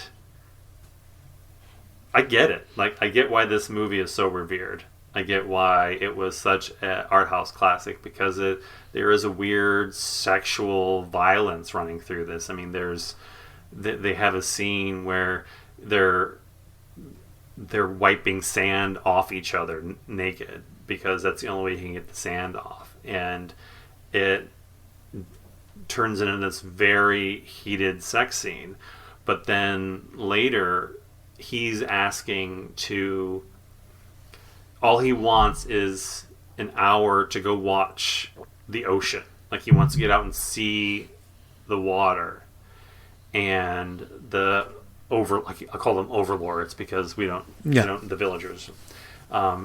He says, I'll bring it, I'll send it to the boss. And they come back days later and basically say, if you come out here and have sex with your woman and we get to watch, we'll let you go look at the water.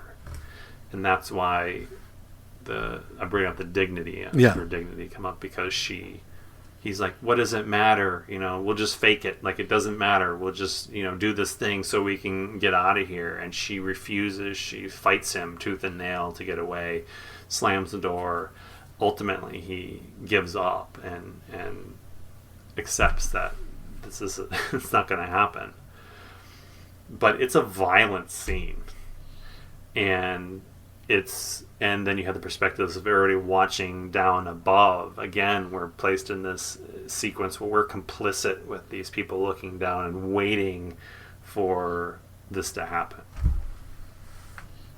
It's some intense filmmaking, and it is currently streaming on the Criterion Channel in addition to being on the Blu-ray. So it's out there. If you have, if you can stomach a 2-hour plus movie about sand and sexual tension. I don't know, maybe one day I'll compare it to Pajama Party to see just how it aligns in my 1964 sun and sand trifecta. I mean, I do love a good beach movie, obviously.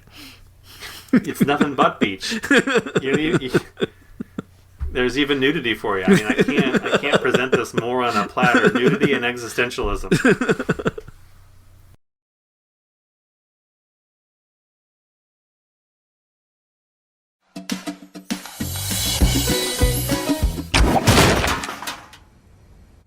the what? What the what?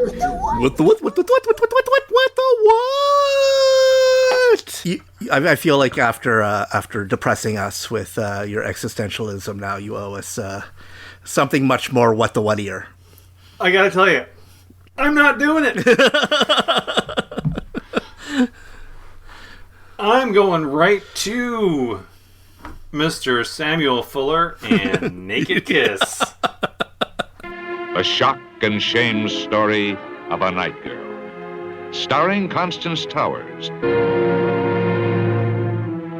The Naked Kiss. A motion picture not for the squeamish, but powerful entertainment for those who enjoy reality in the raw. When I came to this town, I was a prostitute. Next morning, I quit. Those bonbons aren't there just to serve drinks, you know. I know.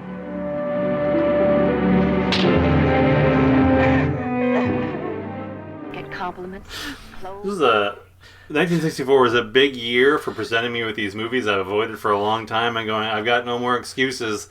Samuel Fuller it up. So this is a melodrama shot through a noir lens with some freaky shit happening on the back end.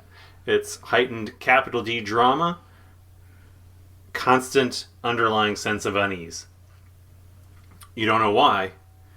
That's just Samuel Fuller being weird. Yeah. And it's not overt weirdness. It's just off enough that you're like, something's off. It's just Fuller being Fuller. That's right. It's hard-boiled dialogue and characters named Candy, Buff, and Griff. You can't help but direct our expectations and just never give you a firm ground to stand on. Plus, it's got a mid-movie musical number before knocking us over the head with the entirely ridiculous final act that comes just out of nowhere.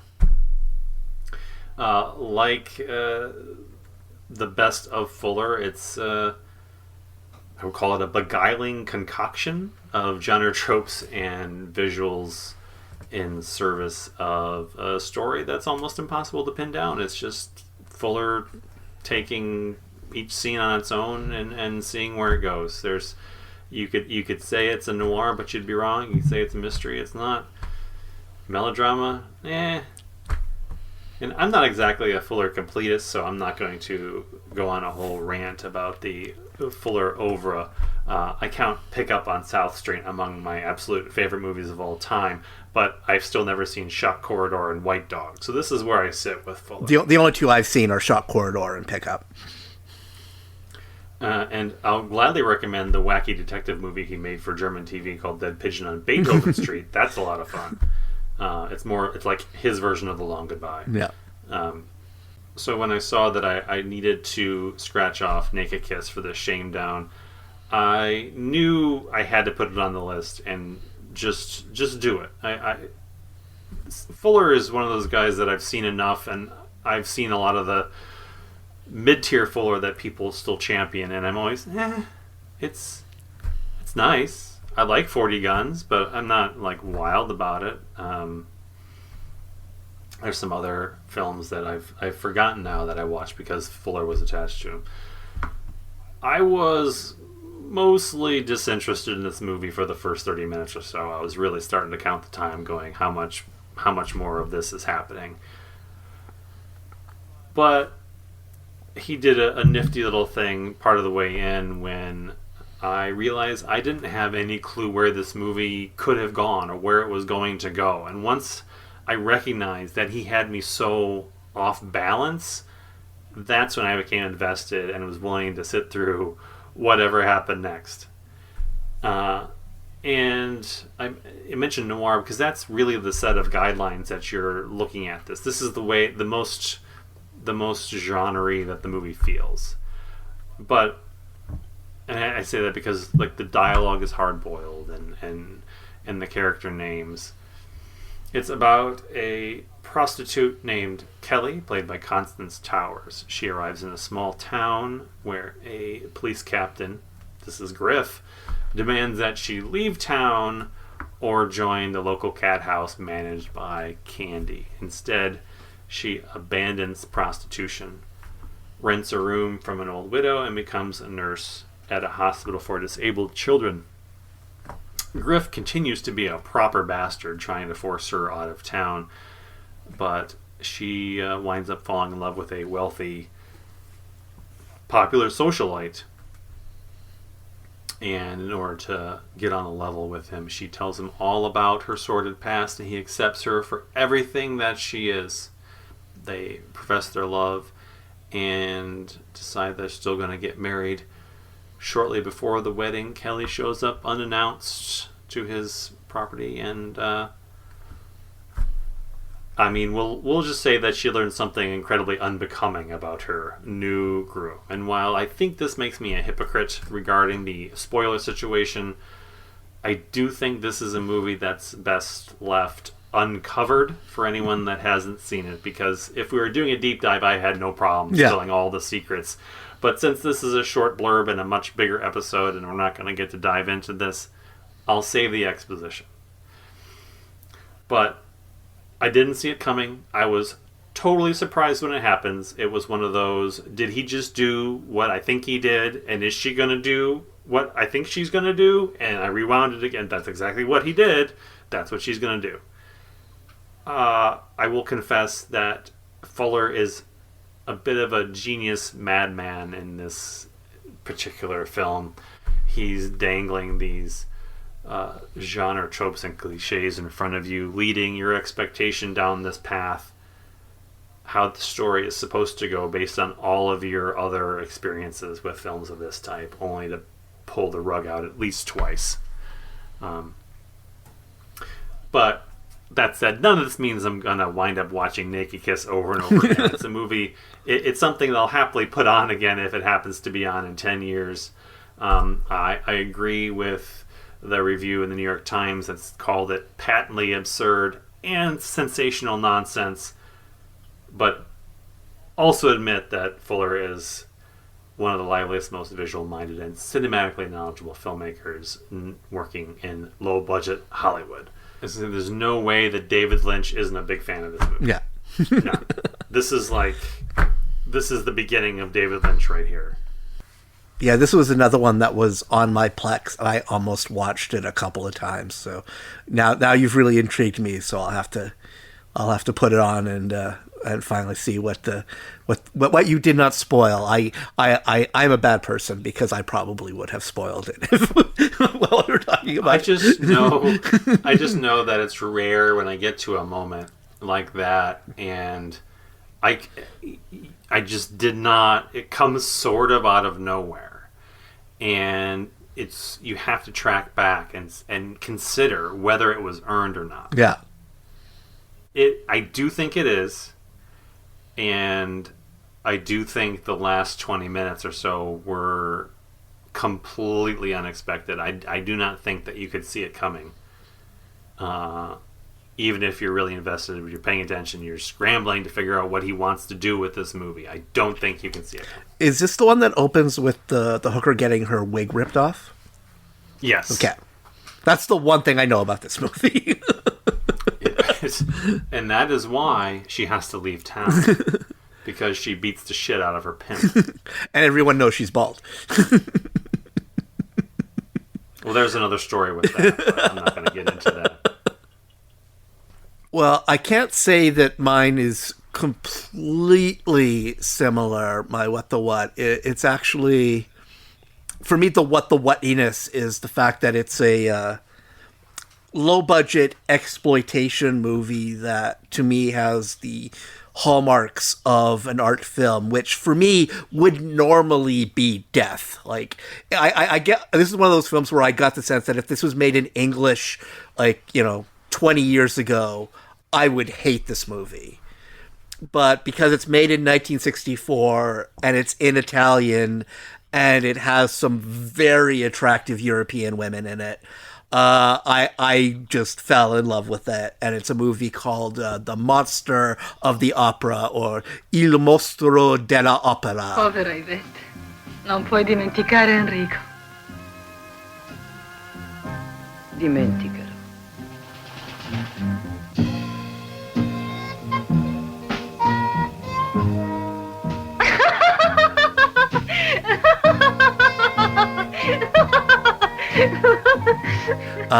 It was actually originally filmed as The Vampire and the Opera because the monster actually is a vampire. But at that point, vampire movies weren't doing so well, so they changed the title.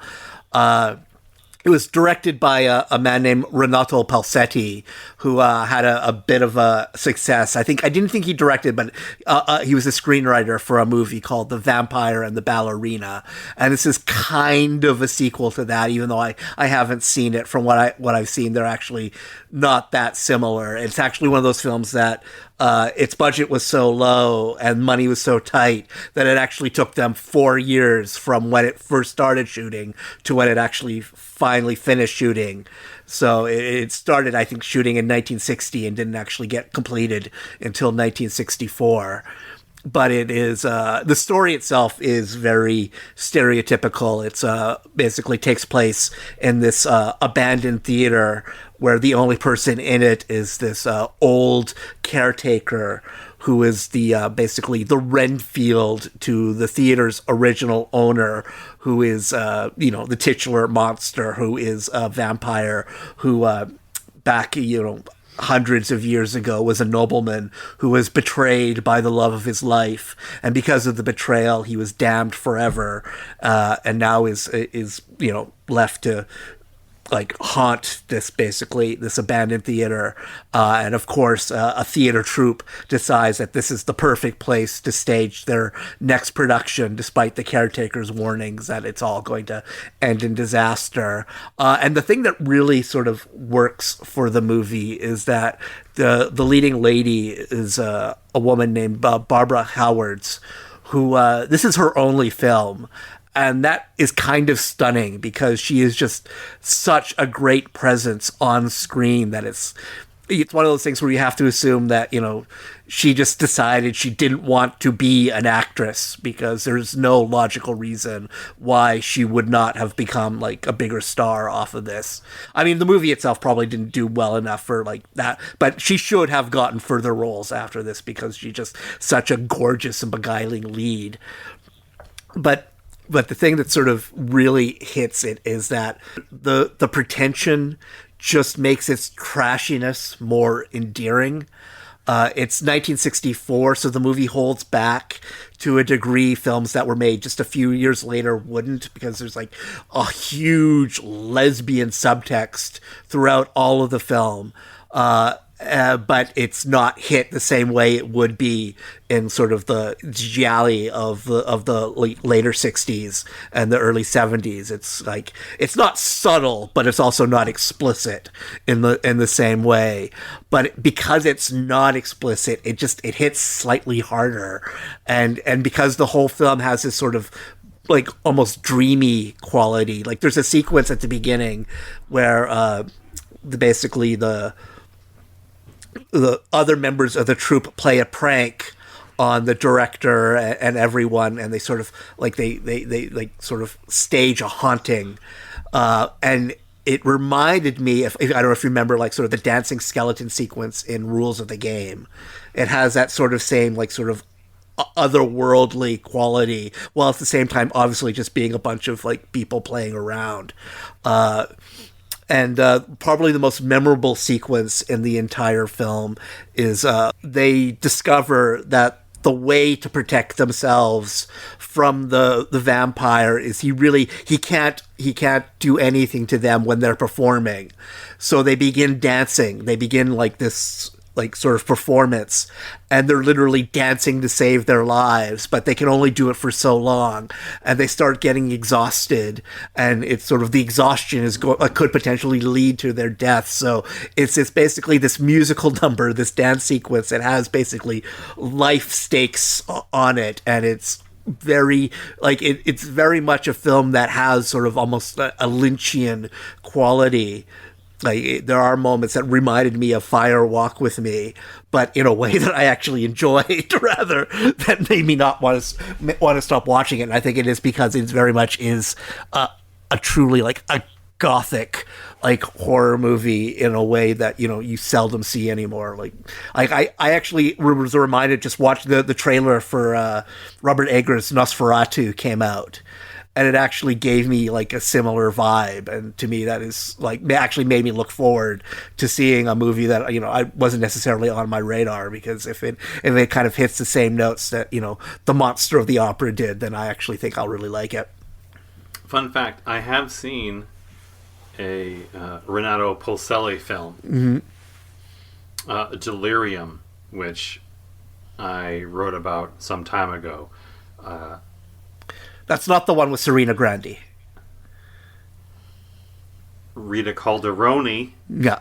And Mickey Hargitay. Yeah, no, definitely not. There are some carryover themes here. Although it sounds like he gets more perverted as he goes along, because Delirium was pretty ended up, I think he ended up making like porn. Like at a certain point, he was making hardcore porn later on in his career.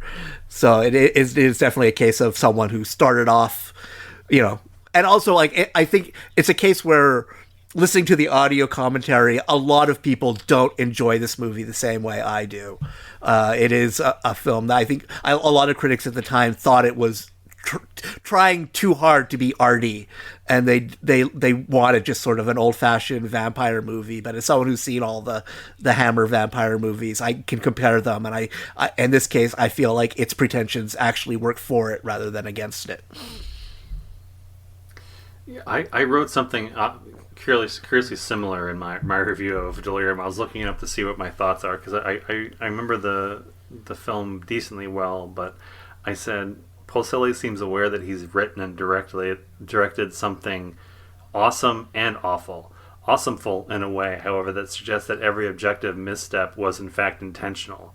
The frenetic editing, stilted dialogue, hyperbolic acting, disquieting episodes of S&M all feels like Polselli constructed Delirium with the intent of receiving side-eye for 100 minutes. Yeah, and I think that's like if you take away sort of the surreal sort of dreamlike quality of the film, it's as grotty a low budget Z vampire movie could be. Like the plot is like almost hilariously cliche, and a lot of the character choices make no sense.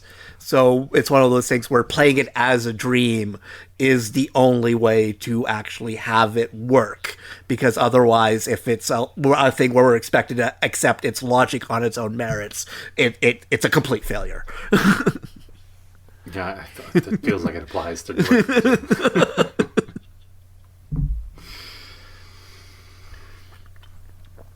So now we hit the wild card section of the night. This could be anything. It could be anything. And in my case, it's a Connie Francis movie.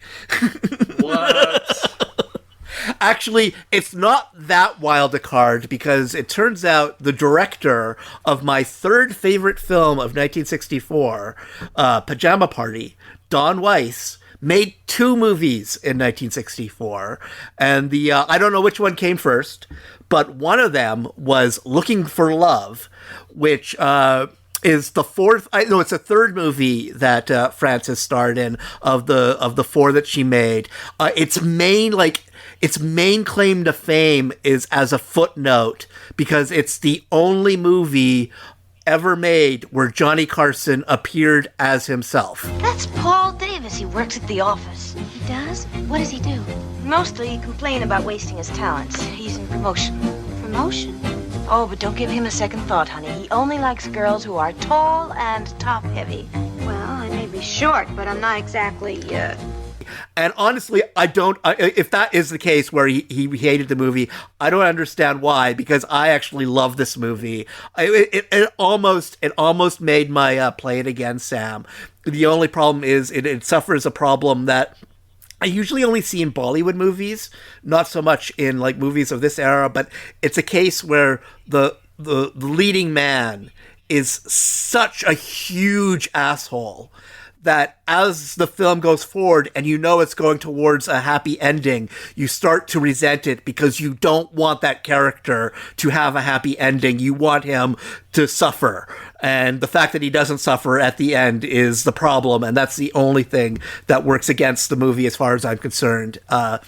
Frances, who is adorable in the movie, stars as Libby Caruso, who basically has given herself a month to become a huge singer in Los Angeles, but doesn't. And so she decides she's going to move on to her much bigger dream, which is to become a wife and to get married. And she decides the best way to do that is to get a job.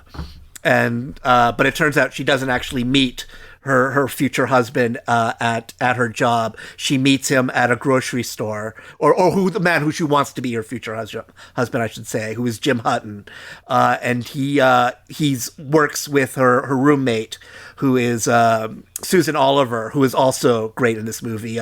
Susan Oliver, she actually has a documentary about her. I think it's called The Green Girl or something like that, because her most famous role is as the Orion slave goddess in Star Trek. She's the one in green with the hair. That's her. But she worked a lot in that period, and she should have worked more. She should have been a much bigger star because she's really good. She's really cute, and she has this dynamic with Hutton where it's obviously they're going to get together instead of him and Frances, and you don't want him to, because he keeps referring to her as a mouthy broad and how he hates mouthy broads.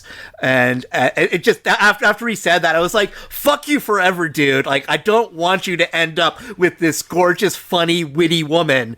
And the fact that the movie ends that way, like I said, is its main plot point. But it's also a movie, like, one of the things I love about these kinds of starploitation movies like this and the Elvis Presley movies is that because they don't care about the plots are always so incredibly random, and I find that really endearing.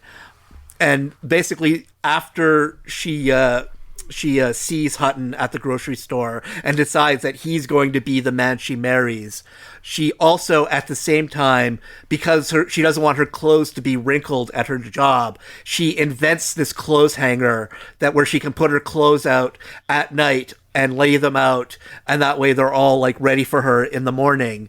And he sees this at a party that her and her roommate throws, and is like, that's a great product. My company can totally promote that. So he decides he's going to promote it, even though he can't remember her name because he doesn't take her seriously. There's actually basically the moment the movie like sort of won me over is when we first are introduced to him. Oliver says like, oh, he's only about the TNT. He only likes them like tall and tall and top heavy.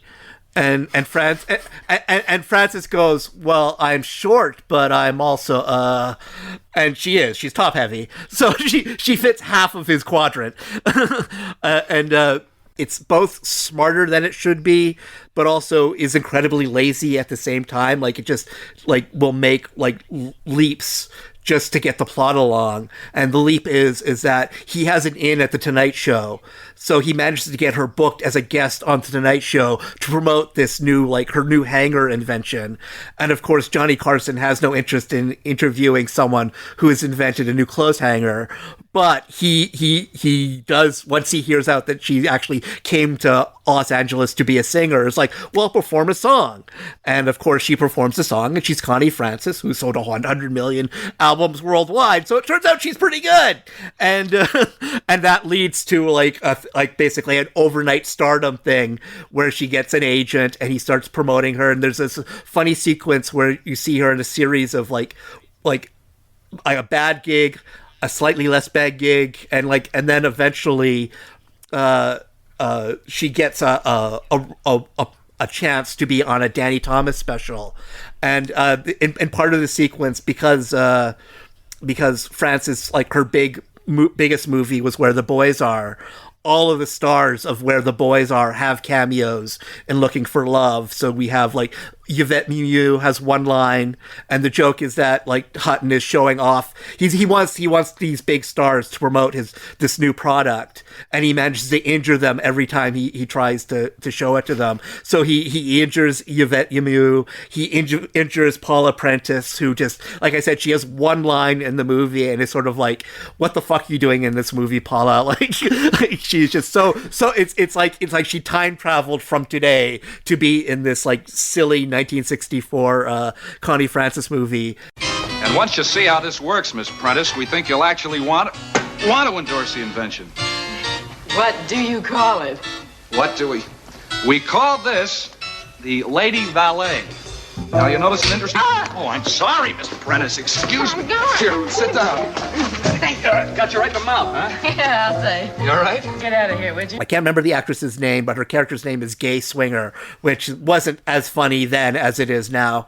And he breaks her ankle, and she was the one who was supposed to be on the Danny Thomas show. So Libby replaces her, and then she ends up destroying the set as she performs, and instead of shouting at her, Danny Thomas takes pity on her and brings her down on the stage, and they have this really genuinely moving duet together. I never realized that one of my favorite scenes in a movie that I would see this year would be between Connie Francis and Danny Thomas, but it genuinely you're making this shit up now. Yeah, this is a case where I want to own the soundtrack to this movie for this song, and because of this, that's what really makes her an overnight star. And so she gets a screen test with George Hamilton, who is the other Where the Boys Are star, although he doesn't just have one line. He gets a full scene with her playing himself. And this is the first Connie Francis movie I've seen. I haven't seen Where the Boys Are.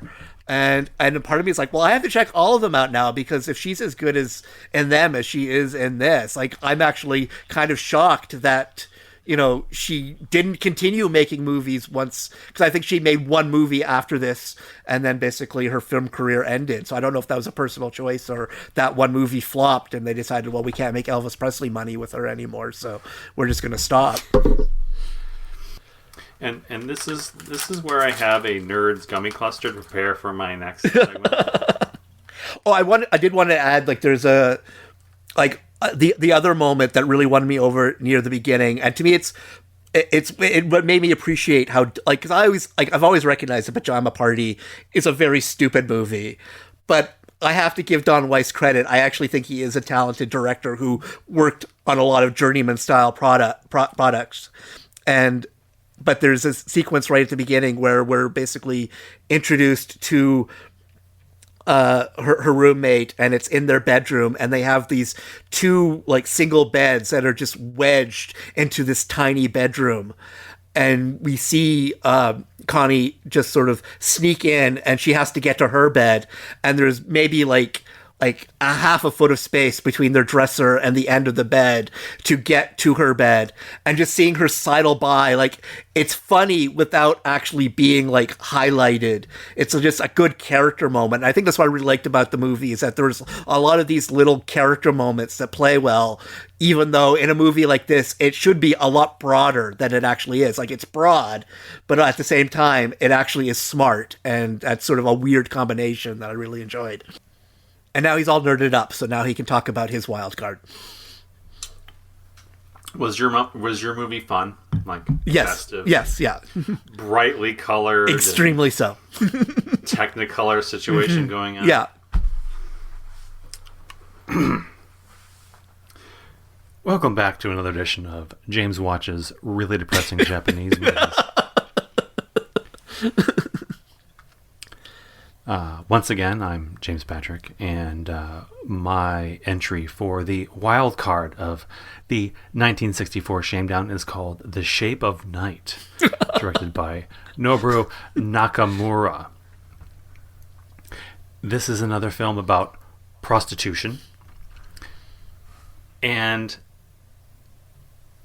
it's a hard watch, I'm not going to lie. 君は一体いつ頃からこんなことをしてるんだ。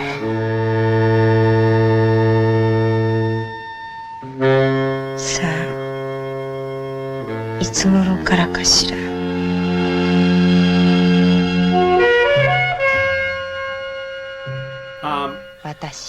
Before I get into anything specific about this movie, I want to make a special note for fans of Wong Kar-wai. This is where he came from. This movie right here. Mm-hmm.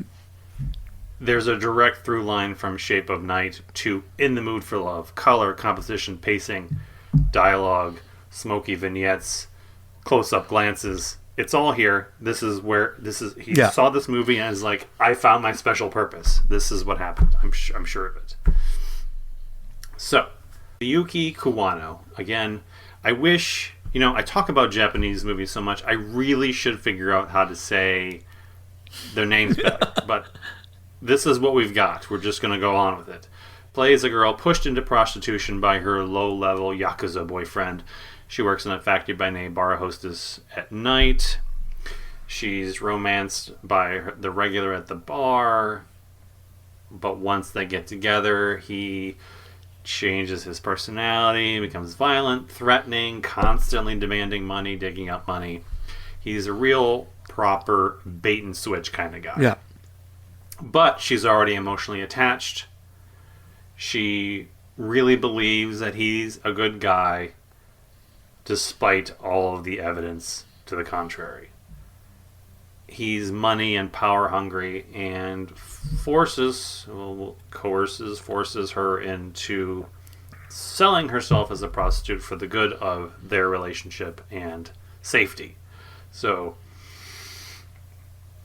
the narrative framework of the thing is she's telling her story to a particularly smitten John, a regular, and as she tells the story, we revisit how she got into prostitution and all the steps that led her to this particular moment. And the client really wants to help her get off the streets and get out of her life. He is convinced that he can change everything for her. He's powerful enough to make it happen. And she tells him this story as reason why nothing will change. There's nothing he can do. Life is shit. We are destined to suffer. You with me? How much sand shoveling does she do? There's no sand. There's no sand. So it's not a beach movie, so I'm out. I'm never watching this. No beach movie. There's a lot of rain, reflection on the streets, neon glare in the city. There is a pretty shocking mid-film assault / gang rape that kind of took me by surprise. It's handled with a delicate touch, but that doesn't make it any more palatable. She and her boyfriend try to escape the Yakuza control of her services. She goes to hide out in her hometown, and they almost immediately track her down, and they take her to this house. They force him to sit outside this room, bring her inside, and inside the room is pretty much every member of the Yakuza gang, and they close the door, and the only thing you see to denote the passage of time is the disappearance of shoes outside the room. So every guy who's done comes out, puts his shoes on, and leaves. And it's one after another, after another, after another, until there's no shoes left. The door opens and she's a heap on the floor. It is brutal. And my wife was sort of tuning into the movie as it was happening. I was like, please don't register what's going on, because she's going to go, what the fuck are you watching? And I'm like, no, this is classy shit. Yeah. It's fancy because it's Japanese. It's really well shot. And it's that this movie was able to keep my interest and keep me riveted for so long is just a testament to the director, because it's really, there's very little shape to this story. That's partly by nature. You're having this episodic story that's interrupted by this narrative construct of telling the story. So you're always dealing with flashbacks. This structure really helps build up the vagaries of how any girl could slip so far so young, just falling in love with the wrong guy, trusting the wrong person. And within all this, there's questions about how much does he love her? Does he love her at all? Is he just using her as a pawn for getting ahead with the gang? But even as he'll abuse her within one scene, and you see this grotesque realization about what he's doing, and then there's a moment of legitimate tenderness. So not only do we not understand how we're receiving the same information that she is, that maybe she loves him, maybe she's infatuated with him, but it happens so young. She becomes a servant to him, servant to the life. And there's no real certainty. There's no answer to any of it. And how someone could fall down this pit. Not a literal sand pit this time, but we're sort of dealing in the same realm of you can shovel all the sand that you want, but you're not going to be able to get out of this lot in life. And it's beautifully shot, edited, acted. Is it black and white or color? It's color. It's color. It's color. It's often muted, but he'll amplify scenes in the city when there's garish neon. That's why I say there's a lot of Wong Kar-wai here who will bathe it in a specific color. Because the movie I've been thinking of the entire time you've been talking is Gates of Flesh, which is an extremely, like, a movie where color plays a very important role, but it's very much the same. It's a story of Japanese prostitutes, and it's another not a happy movie. When I was rating this, I had to reckon with some of my feelings here, and I gave it 4 stars. But it's better than a 4-star movie. But it's too hard to stomach to be beloved. Yeah. But all that said, I assure you it's a masterpiece of cinema.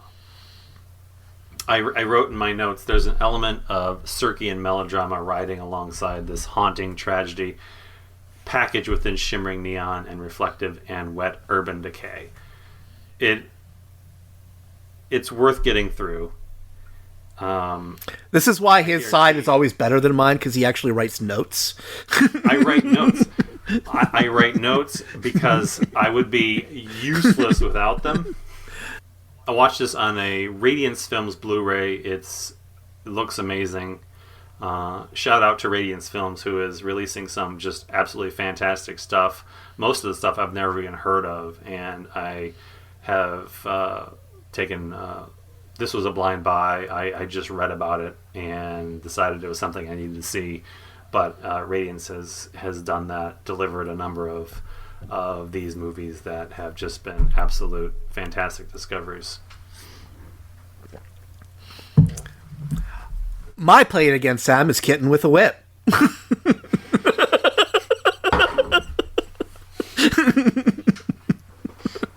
Which I also watched. And would have found a way to put it in, but I knew it was coming. Yeah. So, yeah. You get shoveling sand instead.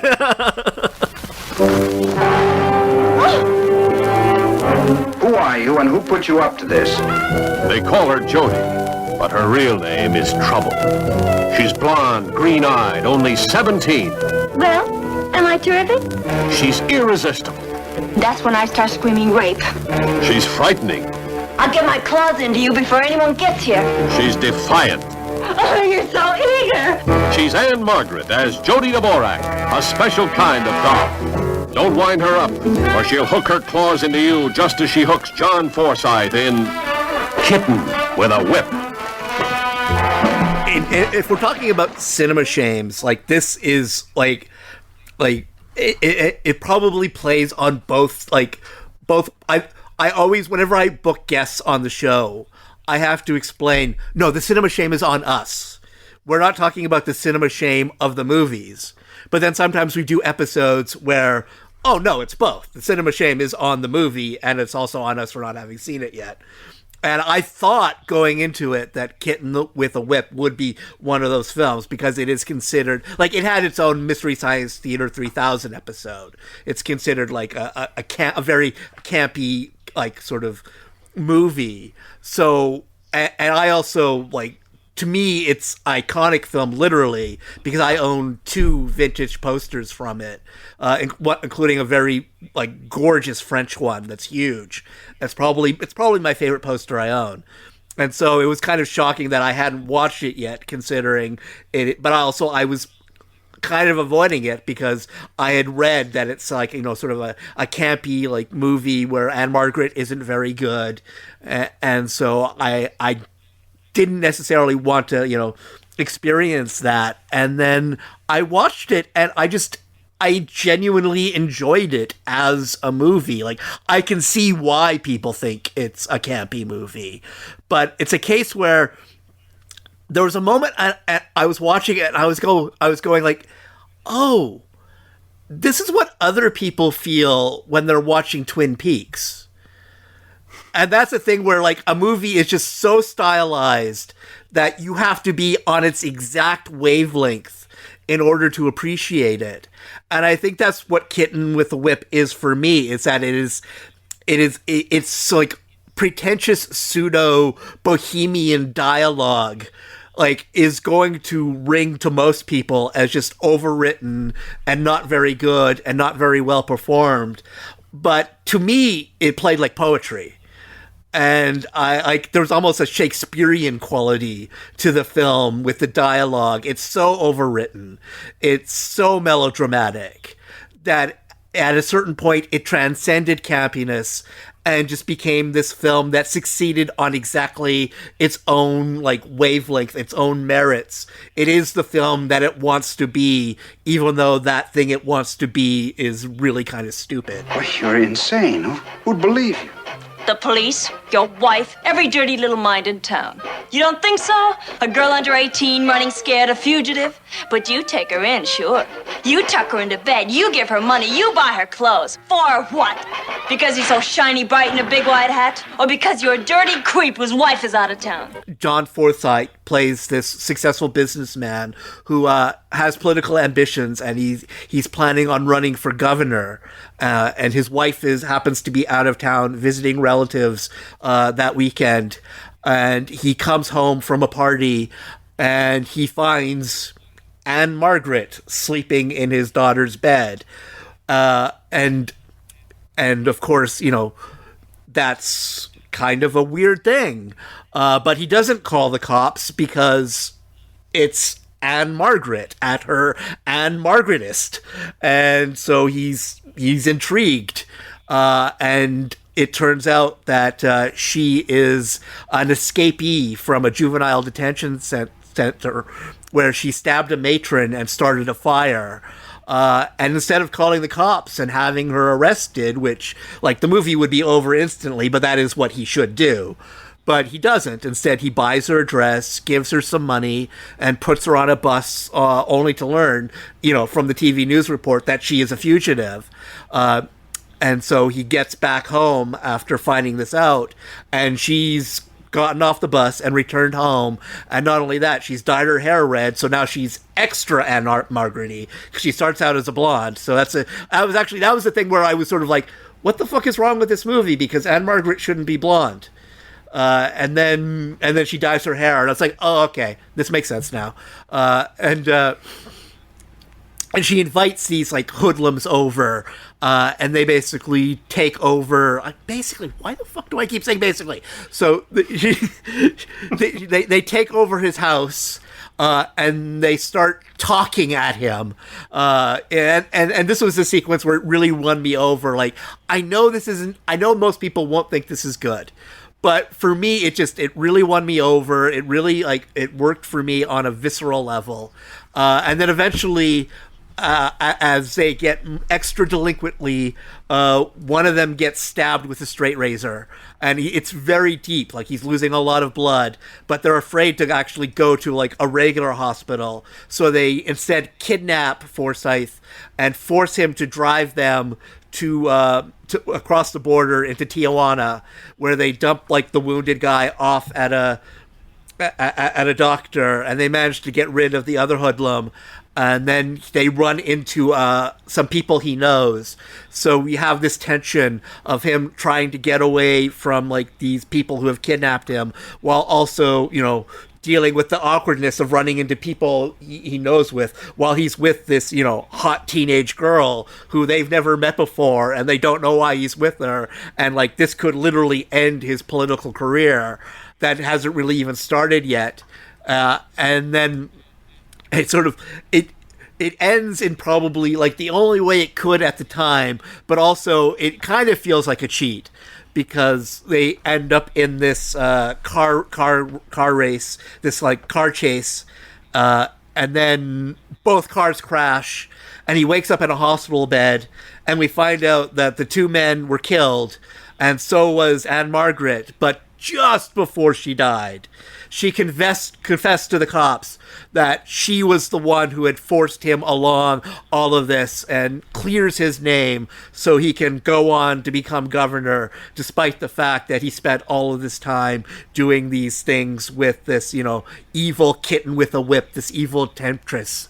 And like I said, like if you're not convinced by the sort of my description of it, you're probably not going to feel the same way that I did, and you'll probably agree that it's a very like MST3K style movie, but it's a case where I just, it's my Twin Peaks. I just totally understood exactly what it was going for, and it made me happy for every second that I was watching it. And I dug it. I thought it was fun on its own, and I remember seeing the Mystery Science Theater episode a long time ago. I haven't seen it since, so it was a little bit easier to distance myself from the riff, and I didn't think it was really that campy. Yeah. There are elements associated with the campy teen movies of the era, certainly, but I think the ones that sort of bridge that gap are done intentionally. So there's no miscommunication about what this movie wants to be or aims to do in the end. So I thought Ann-Margret was fantastic. Yeah. I mean, she was doing what she needed to do to carry the movie. I mean, she's the centerpiece. And I don't know why people see this as a bad movie. Well, that seemed pretty competent to me. Yeah, and it's interesting because before this, she played the good girl, and this was her first bad girl role. And then after this, she essentially only played bad girl. So it's weird that it has this reputation because it basically defined her screen persona for the next 10 years. You love them, David. Friends of mine. You remember I phoned them up. They're not coming in here. Okay. But don't swallow your teeth if they break the door down. They know I'm here, and they're invited. When I feel like a party, I'm not fooling. Neither am I. Don't tell me, tell them. Like I said, I can't trust you here alone. You've got a bad habit of reaching for the phone. All right. It's time for my play it again. And am I going to slit my wrists again now? Is this... No. This one has a happy ending. Believe it or not. It's an American movie with a goddamn happy ending. I am talking about John Frankenheimer's The Train. The Train.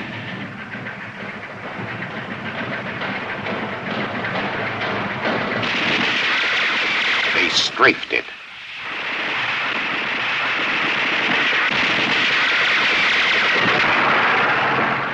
They sabotaged it. Stop!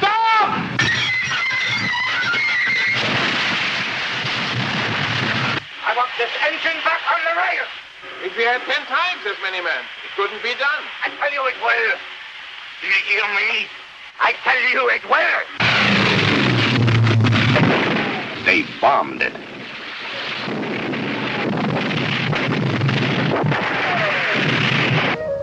They cursed it. To hell with London.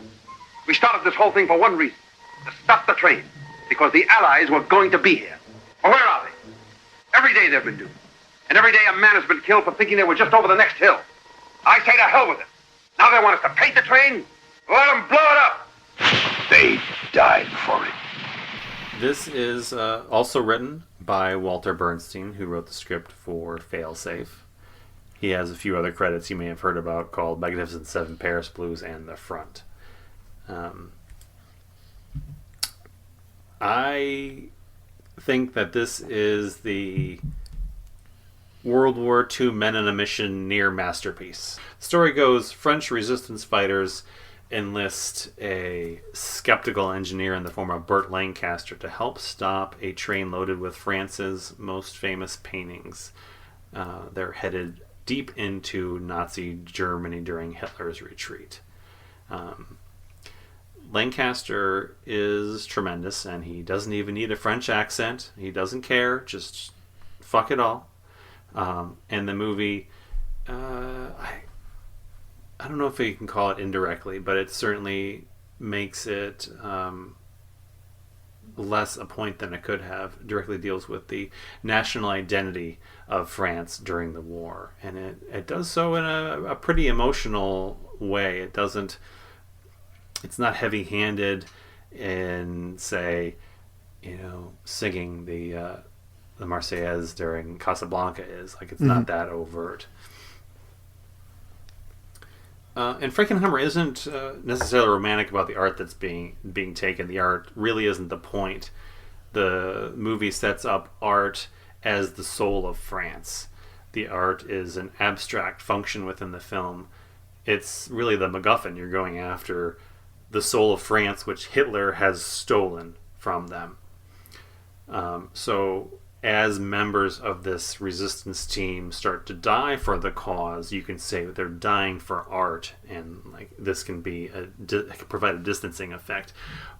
But it's clearly not art. This is something way more important to the soul of France than just the paintings. Even though they're important, even though it's pretty much every famous painting that French painters or anything that's ever been through France, like this, it's a massive collection of paintings. And I was watching this, and I'm not sure there's a more Frankenheimer movie. I love Frankenheimer, and it's a shame that I haven't had an opportunity to talk more Frankenheimer on here. I mean, we've done the Michael Ritchie over and over again in Lumet, but maybe Frankenheimer is the new guy I need to bring up more often, because I haven't seen The Island of Dr. Moreau, so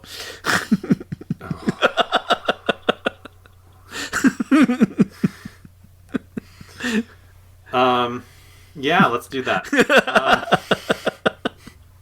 But only if you watch the documentary. Oh, I've seen the documentary, but I haven't seen the movie. Of course you have. Of course you've seen the documentary about the disaster of the Island of Dr. Moreau, but not the actual movie.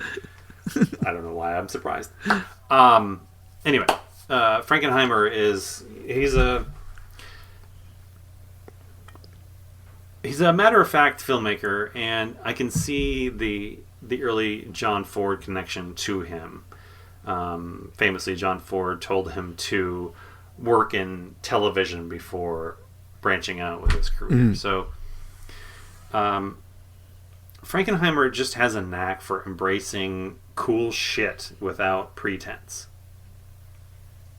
And he's a lot like Sidney Lumet with that TV connection. They both come out of the TV school of filmmaking, and while Lumet came out making movies more like theater, Frankenheimer rebelled against all of that, and he embraced the artificial cinema, visual storytelling in ways that a lot of his contemporaries didn't. So Dutch angles, extreme close-ups, constant reminders that you're watching cinema, handheld camera work to break down the action, break down the distance between the audience and the action. The two films that I always think of are Seconds and The Manchurian Candidate, which are very movie movies. Very, very movie movies. I read, I don't know where I got this, but I wrote it down on my notes. They called Frankenheimer Cinema of Exactitude. Yeah. Which just really works for me. So, as you mentioned, Manchurian Candidate in Seconds. He also made Grand Prix, and all these movies are. Have you seen the recent Patrick Willems video essay on Grand Prix? I haven't. You should. You'll love it. So, Manchurian Candidate is, it's twisty and subtextual and filled with surreal imagery and interesting camera movement, and in Grand Prix, he just puts a fucking super Panavision camera on a race car and says, "Let's fucking go." That's what the whole documentary is about. Basically, how it changed the way like all car chases are shot. Like there's car chases before Grand Prix, and then there's car chases after Grand Prix. He extended cinema verite to include racing. Yeah, and by doing that, changed the entire world. I mean, you'd say racing broadcasting, but sports broadcasting. Yeah. He broke down the barrier between spectator and the sport and what was expected of a broadcast. And there are a whole bunch of criticisms about Grand Prix for mixing soap opera with its movie, but I don't find the characters in Grand Prix nearly as charmless as the reviews seem to, because I find that movie to be pretty fantastic.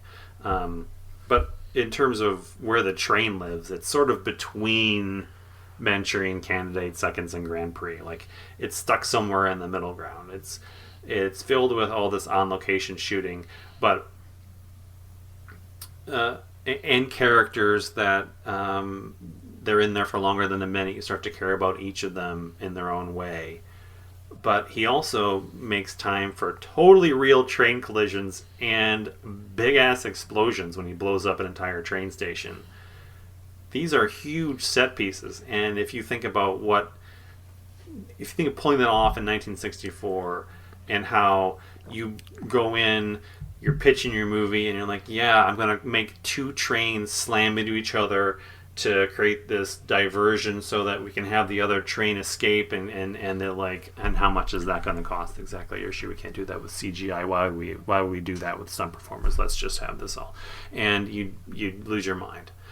And what I love about this particular movie is that it makes these grand gestures for these set pieces, and they are totally worth it. You see these claims in contemporary movies about, oh, it's the largest explosion ever recorded in the history of cinema, and it happens, and you're like, nah, gives a shit. Like, you're 3 miles away. Yeah. The explosion looked like a bottle rocket, but there feels like there's an element of risk involved in the way that Frankenheimer makes movies, and you can feel that as an audience member watching this movie 60 years from when it was filmed. It's in the cat and mouse game between Burt Lancaster and Paul Schofield's Nazi officer is played out under the vague thesis that human life has more value than art, because that's what we're chasing. We're chasing after a train full of art, and along the way we lose resistance fighters who believe this is the most important thing that they can possibly do. So then the question is, what is the value of art? The train you were making up for that colonel. He's stealing a load of pictures. You should hear what they're worth. It's not just the money. What does she want us to do? She wants us to blow up the train. Oh, no. No, you misunderstand. They must not even be damaged. They could never be replaced. They're not just... Here, I have the list. Renoirs, Cézannes, 64 Picassos, 29 Brocks, Degas, Matisse. He chose very carefully only the best, the national heritage. What do you want us to do, madame? Mademoiselle. Well, I thought perhaps if you could just stop the train. Stopping a train is not simple, mademoiselle. You can get killed stopping a train. Especially if you were French and the train is German. I know. I realize. But soon Paris will be free. Isn't that true? But if the paintings are not here... Our latest report is that the Allies will be in Paris within a week, maybe 3 or 4 days. Von Waldheim has to get the train out before that. Can we slow it down, delay it? What do you think? We can blow it up, maybe. Put some plastique under the cars and blow it up. They'd shoot a few hostages, but that's the price you pay. Are your paintings that important, mademoiselle? She doesn't want it blown up. London agrees the art is important. Anything we can do to save it. But they leave it up to us. Why not? What can they lose? This morning we had 4 men left in this group. Now we have 3. 1, 2, 3. Bernard? We started with 18. Like your paintings, mademoiselle, we couldn't replace them. For certain things, we take the risk. But I won't waste lives on paintings. But they wouldn't be wasted. Excuse me. I know that's a terrible thing to say. But those paintings are part of France. The Germans want to take them away. Art is the soul of France. Art is what we're fighting for. What this whole war is about is the soul of our country. And Lancaster embodies that typical Frankenheimer machismo in the way that I don't stick my neck out for nobody, and in all these sound bites that would be gathered together and eventually formed into the Han Solo. Yeah. And the final confrontation between those two guys, when it's just Burt Lancaster versus your bastard Nazi officer who wants all the art, is so beautifully filmed, but it's also just this gritty one-on-one confrontation, and it's so satisfying when the bad guy gets his at the end of this movie. You know that it's more than just art, and you sense this. Burt Lancaster has come around too, because in the beginning he's like, why would I do this for paintings? But the more time he spends around the French who have sacrificed along the way, he understands it. He understands what he's doing there in that moment, and even if it has nothing to do with him. Mm-hmm. I should also mention that Jean Moreau has a small role in this movie, and she's fantastic as always. She plays a very crucial part, sheltering him from the Nazis who are trying to track him down as he's running amok in the city. But I loved this movie, and it was an easy pick for my play it again this time around. So overall, how do you feel about 1964 now that you've gone through it? I loved 1964 because the movies that I had put off watching for all these years turned out to be truly impactful. Yeah. The art films that would be in school, my crazy film theory professor would rant and rave for 45 minutes. I wouldn't understand a word she said. She was very Italian with a hugely thick accent, and I understood half of anything that came out of her mouth. And she'd force us to sit down at 8 o'clock on a Wednesday night, and I'd go right to sleep, and I wouldn't remember a thing about it. That's how I always felt about what I wasn't watching here. The movies that I put on my plate, and was like, okay, let's fucking do this. So the fact that they came back to me, and I turned out that most of them I held in high regard and didn't regret for an instant the time that I spent with them. And I got to knock out movies that had been on my shelf for a while, like Kitten with a Whip. Yeah. I was like, oh, it's just a trashy little genre movie that came out, and it's Ann-Margret, so I picked it up, and I have vague memories of watching it at Musical Science Theater, and I turned out to really dig it on its own. I mean, there was only a couple movies that I dismissed or decided I didn't have time for. I found it really interesting because I wasn't expecting it to be as much of a transition year as some of as sort of something from the 70s or the late 60s, but it's still like it sort of amazed me that they could make Beach Party and A Hard Day's Night like the same year, because like they're both like youth films made to capture sort of, like the teenage audience, but they feel like they're in completely different universes and completely different worlds of filmmaking. And I found I ended up like a lot of the ones I chose are more on that sort of lighthearted, artificial Hollywood end that I love. But there are also so many that just sort of weren't quite what we would start getting like 1966, 1967, but you can see that progression towards that move towards like this is like cinema is becoming more serious. It is not purely the entertainment thing. We are starting to reach the point where art is as important as, entertainment. I do think it's interesting because you're starting to see the foreign film really push American cinema at this point. We hadn't, without the lifting of the production code, just quite yet.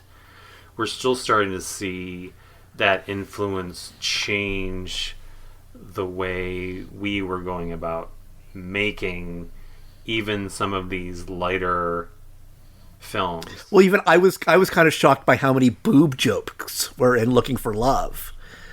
Like if the movie was from 1966, it wouldn't have surprised me. But because it was just 2 years earlier, the fact that there were like a bunch of jokes about cleavage and like top heaviness and that it actually struck me as like they're almost getting there. Like they're pushing the boundaries in this like lighthearted Connie Francis movie. Yeah, and we mentioned Where the Boys Are. That was a movie that surprised me with what they did in it. The major plot point of the film was surprising to me, and I had to check the release date because like, could you do? That's 1960. Yeah, even then, you really had the sense that the production code was really toothless, but it managed to interfere when necessary. Yeah.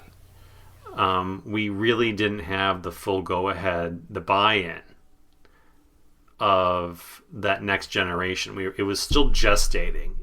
And I think that's what's really interesting about these early to mid-60s, in the way it was really, and thinking about it, but it was really rapidly shifting towards what would become that new Hollywood.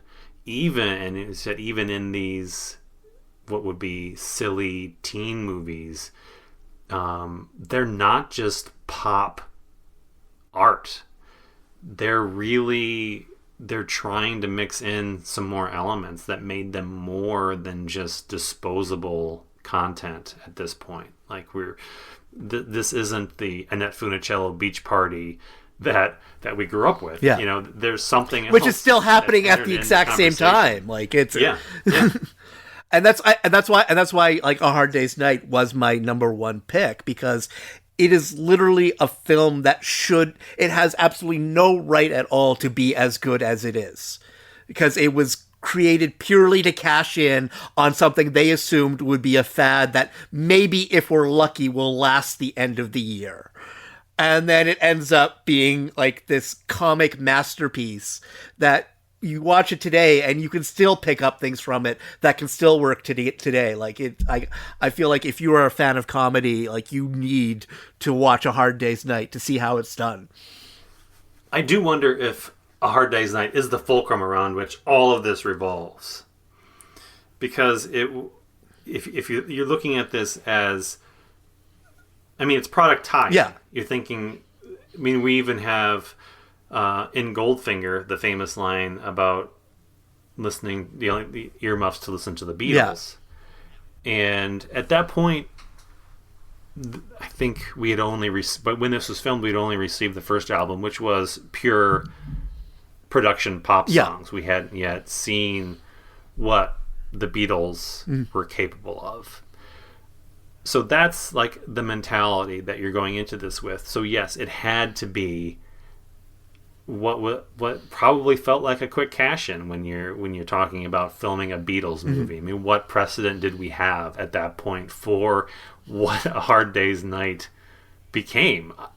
Elvis hadn't done that. Yeah. That's who we're looking at in terms of contemporary archetypes. He came close a couple of times, but just never quite got put with a director who got him to that level. Nobody knew what to do with him, really. Yeah.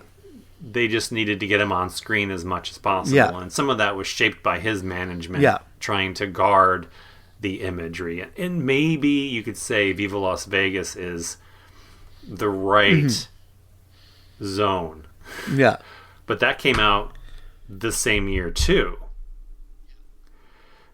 But it still didn't have the artistic sensibility and, you know, slightly edgy comedic timing of this purely witty nonsense that A Hard Day's Night managed, which was it was a good script, but it's not a great script. What that movie succeeds on is the Beatles being self-aware enough to take the piss out of themselves without tarnishing what they had already built, which is an incredibly bold choice. They're not parroting themselves. Yeah. Well, it's Richard Lester like having the wherewithal to like just watch them together and realizing they're the fucking Marx Brothers. And I think that's like might not have happened. Like, and there are plenty of examples from that same period of the, you know, studios trying to do the exact same thing and just falling on their ass. Like there was a Herman Hermits movie, there was a Dave Clark 5 movie, like there was a Jerry and the Pacemakers movie, and of course none of them are remembered because they were basically what A Hard Day's Night was intended to be, but somehow it just managed to elevate itself to a level of art just because they had a filmmaker who just saw something and was like, no, let's do that, let's focus on that. And that, even then he couldn't recapture it. Like Help I enjoy Help, but it's not the work. It's not the same movie. I do like it because I guess you'd call it zany. Yeah And I enjoy that quality in that movie, and you know, they're still playing off these personalities that they developed in A Hard Day's Night. They didn't deviate from their characters all that much that they created of the Beatles. Well, it's because Help is all of the absurdity, whereas A Hard Day's Night mixes the absurdity with almost a cinema verite. Like, at times it feels like a documentary, but then it has these outrageous, like, comic set pieces at the same time. Like,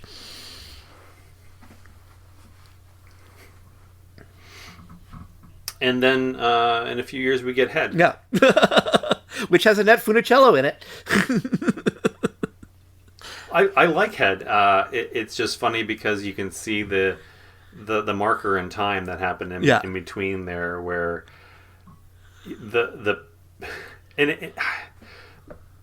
it's hard to even conceptualize how that movie gets made besides acid. Yeah.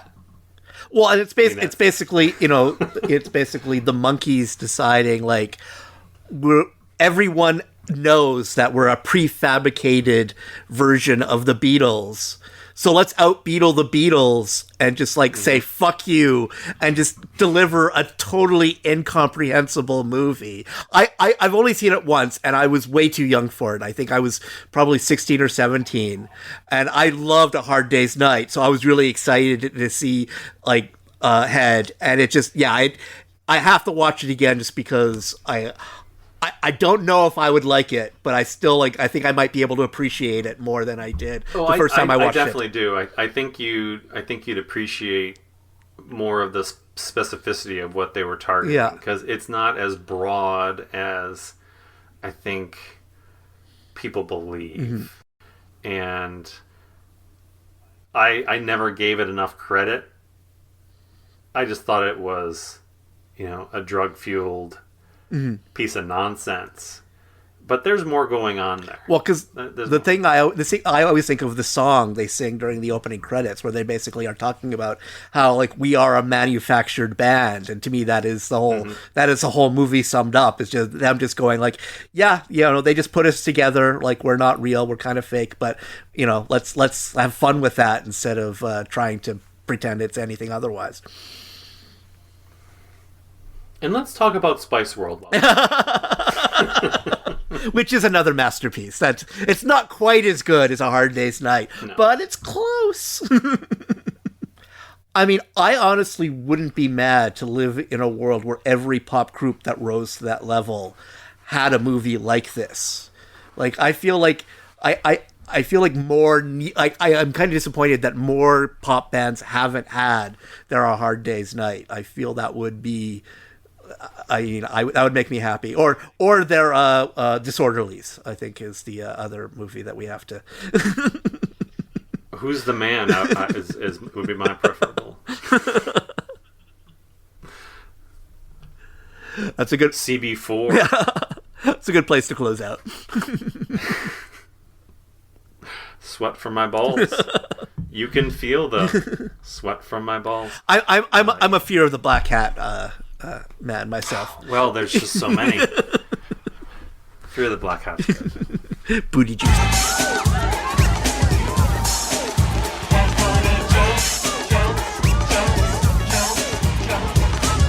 Juice comes right from the source. What's the source? An ass, of course. The kind that spreads out